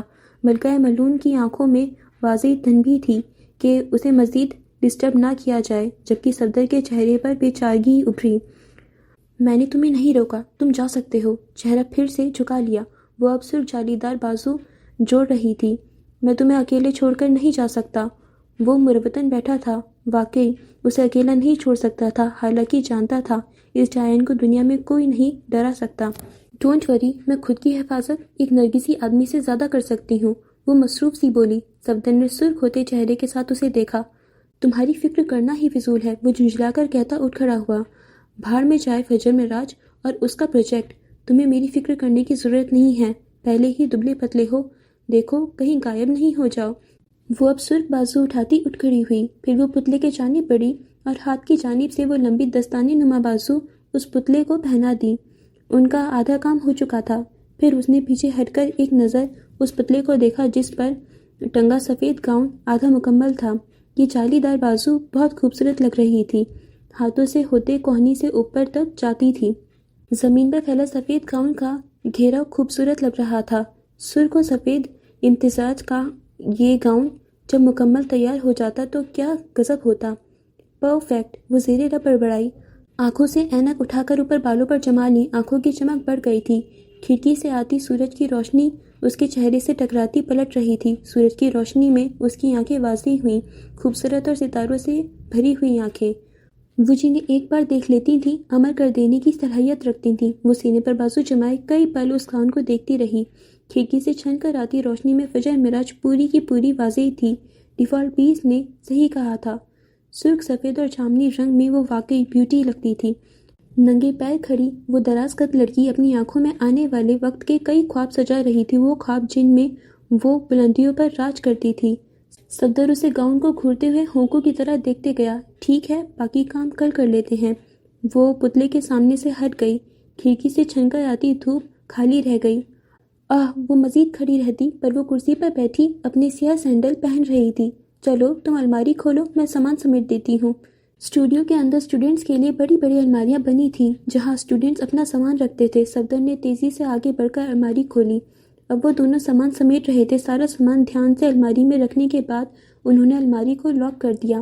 ایک چابی صفدر کے پاس ہوتی تھی تو دوسری فجر کے پاس۔ مجھے بھوک لگی ہے، صفدر نے کمر پر ہاتھ رکھتے کہا۔ ہاں مجھے بھی۔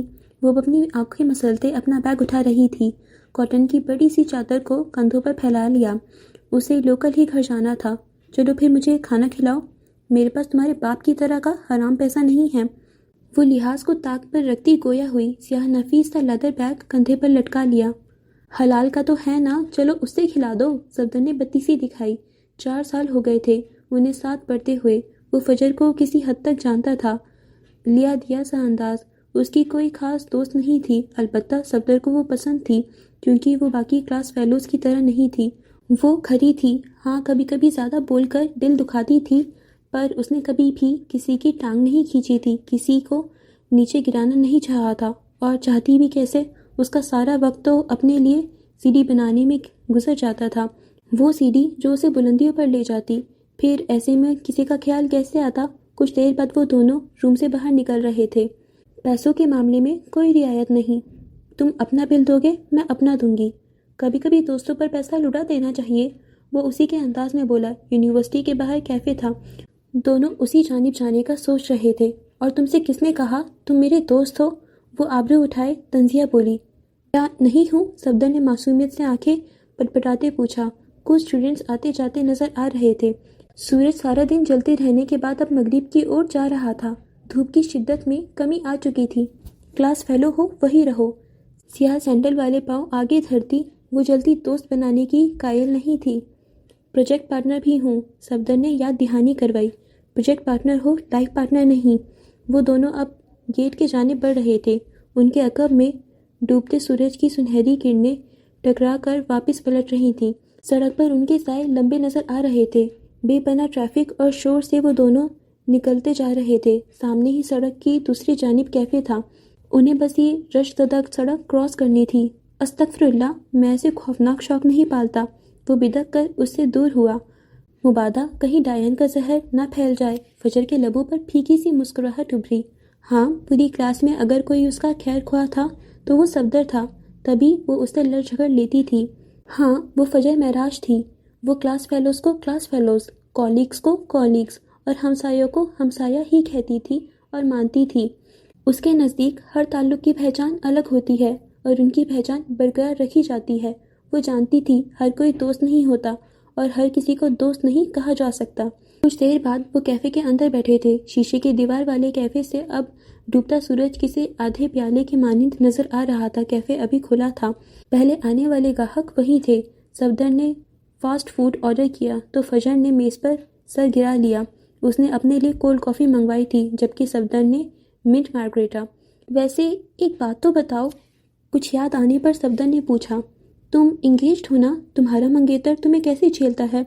وہ تو کہہ کر اپنے موبائل کی طرف متوجہ ہو گیا تھا، پر فجر سر نہیں اٹھا پائی۔ جہاں تھی وہیں رہ گئی۔ چہرہ یک دم ہی سرخ پڑ گیا، خوبصورت آنکھیں گلابی ہونے لگیں۔ خود پر جبر کرنا بھی کس قدر مشکل کام ہے نا۔ وہ کئی لمحے جیسے سانس ہی نہیں لے پائی، جسم سے ساری جان نکل گئی۔ منگیتر لب پھڑپڑا کر رہ گئے۔ اس نے تو دھتکار دیا تھا، وہ محلے کی سب سے حسین لڑکی جو جانی جاتی تھی، وہ حسن کی ملکہ تھی، وہ اب ملکہ ملعون ٹھہری تھی۔ ملکہ ملعون دھتکاری گئی، پھٹکاری گئی، پھر جیسے کچھ یاد آنے پر وہ سیدھی ہو بیٹھی۔ ویٹر اب صفدر کا مارگریٹا اور فجر کی کولڈ کافی میز پر رکھ کر پلٹ گیا۔ کئی ثانیے وہ اپنے سامنے رکھی کولڈ کافی کو دیکھتی رہی۔ کوئی تھا جو یاد آیا تھا۔ ولیم ہر کسی پر مہربان نہیں ہوتا۔ وہ فورنر جو کتنا بے باک تھا، جس نے تعریف کرنے میں ذرا کنجوسی نہیں کی تھی۔ صفدر نے گلاس اٹھا لیا اور اندر جھولتا اسٹرا لبوں سے لگا لیا۔ اس کی موبائل پر زو زو کی آواز سے میسیجز آ رہے تھے۔ ٹھنڈا جوس اندر گیا۔ وہ گروپ چیٹ میں آنے والے میسیجز پر ہنس رہا تھا۔ کچھ لوگ کتنے خوش نصیب ہوتے ہیں نا، چھوٹی چھوٹی باتوں پر ہنستے رہتے ہیں۔ میں منگنی شدہ نہیں، شادی شدہ ہوں۔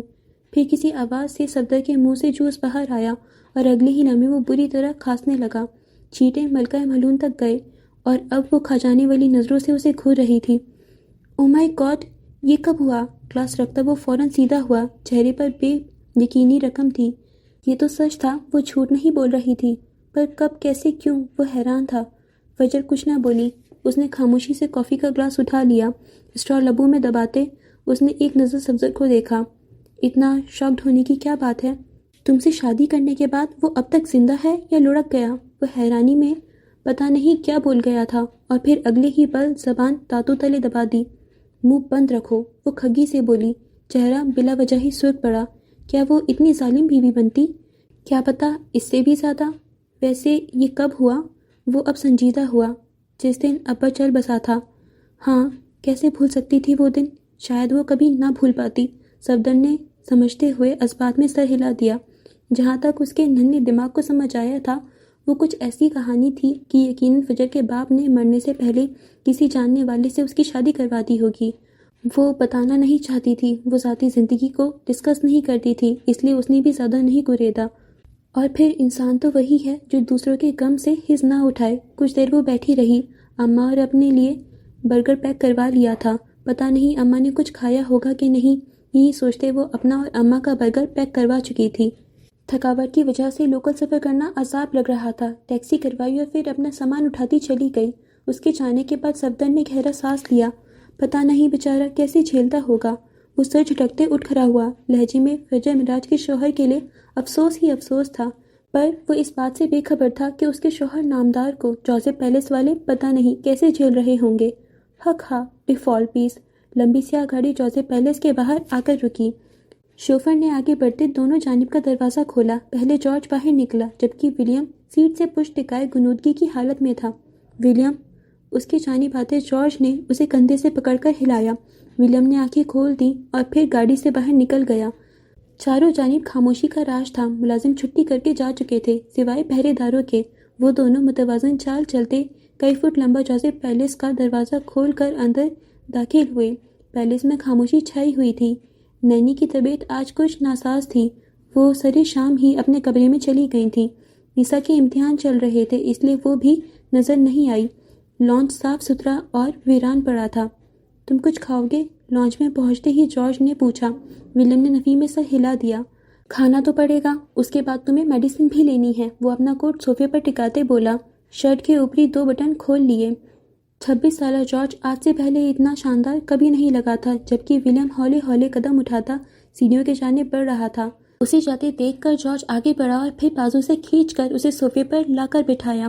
میں کچھ کھانے کو لاتا ہوں، ڈیفالٹ پیس، یہاں سے ہلنا مت۔ انگلی سے اسے وارن کرتے وہ کچن کے جانب بڑھا، جبکہ ولیم صوفے پر ٹک گیا۔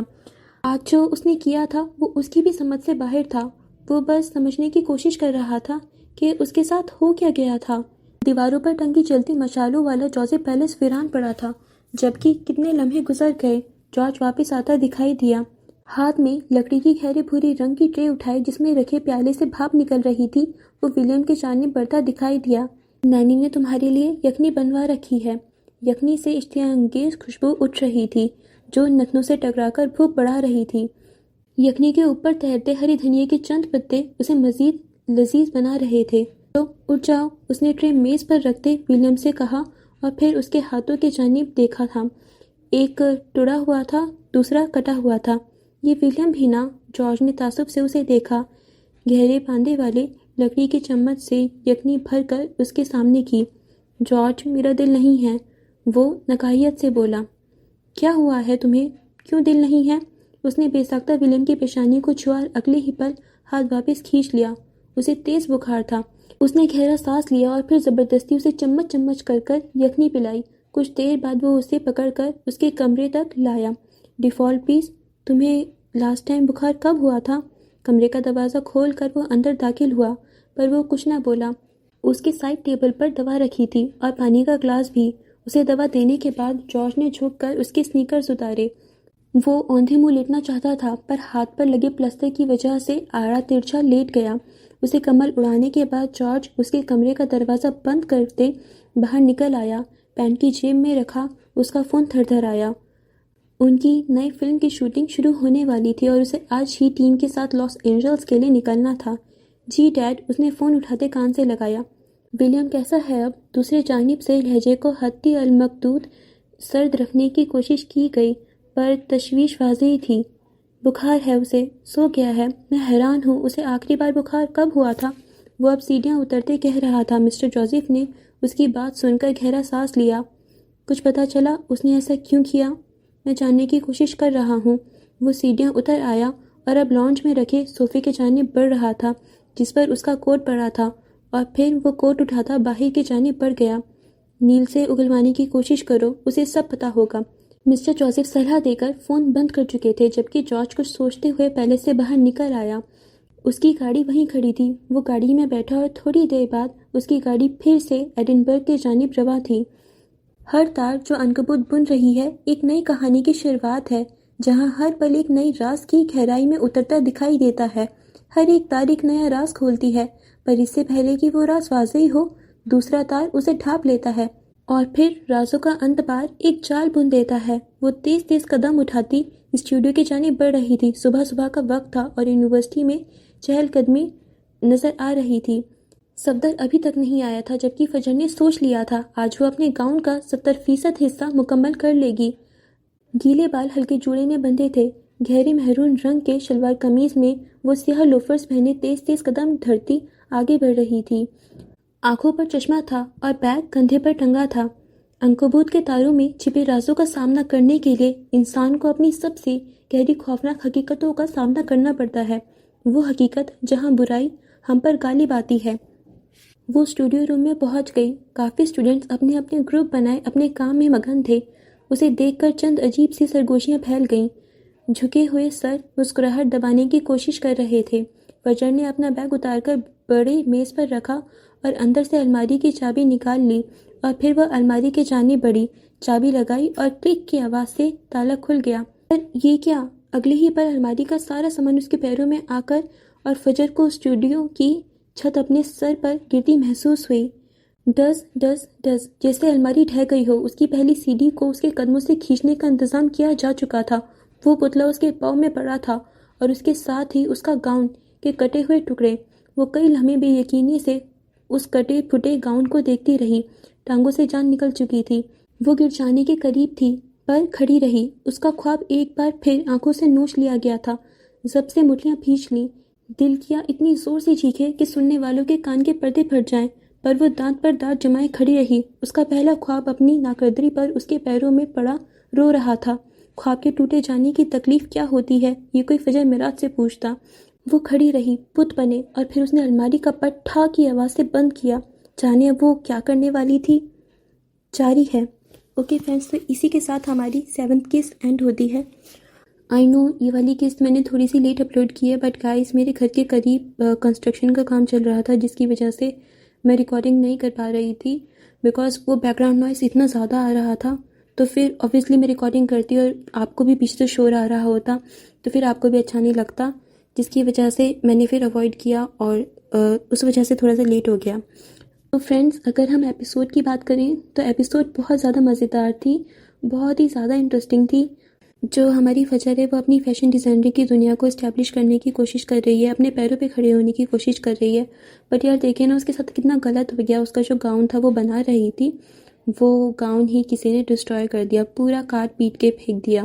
اب ہم دیکھیں گے، شاید ہمیں اگلی قسط میں پتہ چلے گی کس نے کیا ہے. اور اگر ہم ولیم کا دیکھیں تو ولیم کو تھوڑا سا فجر کی بھی اب اس کو گلانسز آ رہے ہیں، اس کو نینسی بھی دکھ رہی ہے، اس کی پھر سے ہیلوسینیشن والی پرابلم جو تھی وہ تو چلیے اس نے بتا دیا کہ کبھی گئی ہی نہیں تھی، مگر اب نینسی کے جانے کے بعد وہ اور زیادہ انکریز ہو گئی ہے. اور دیکھیں تو ولیم نے جو کیا، آؤٹ آف کنٹرول جا کے اس نے شیشے میں اپنا ہاتھ مار دیا، مطلب بہت زیادہ وہ دردناک ہوگا. دیکھیں یہاں پہ تو ایک نیا اضافی کردار ایڈ ہوا ہے جو ہے رئیس اورنگزیب. تھوڑا عجیب سے مجھے ابھی سمجھ نہیں آ رہا کہ ان کے بارے میں کیا بات کی جائے. رئیس ٹیکسٹائل کے اونر ہیں، رئیس جولری ہے ان کی، جو بھی ہے جولری ڈیزائن کرتے ہیں وہ، جو بھی بات کریں. بٹ سب سے زیادہ جو یہاں پہ پوائنٹ کرنے والی چیز ہے وہ ہے اورنگزیب. تو افق اورنگزیب جو تھی اورنگزیب کی بیٹی، ولیم کی مدر، آئی تھنک ان کا ان سے کوئی کنیکشن ہوگا. میرے خیال میں تو وہ ان کے بھائی ہی ہونے چاہیے، بیکاز 40 سالہ عمر بتائیے، اور تو کوئی ایسی ریلیشن شپ میرے دماغ میں آ نہیں رہا ہے. آپ بتائیے گا کہ آپ کو کیا لگ رہا ہے، اگر یہ رئیس اورنگزیب افق کے بھائی نکلتے ہیں تو وہ ولیم کے ماموں ہوں گے. آپ بتائیے گا کہ آپ کو اب اسٹوری کیسی لگ رہی ہے، آپ کیسے، آپ کی پرسپیکٹیو کیا ہے، آپ کیسے اس کو انجوائے کر رہے ہیں، آپ کو ہماری نریشن کیسی لگ رہی ہے. تو ملیں گے اگلی قسط میں، تب تک کے لیے آپ جلدی سے ہمارے چینل کو سبسکرائب کر لیجیے اینڈ ہمارے انسٹاگرام پیج کو فالو کر لیجیے. ٹیک کیئر فرینڈز، خدا حافظ.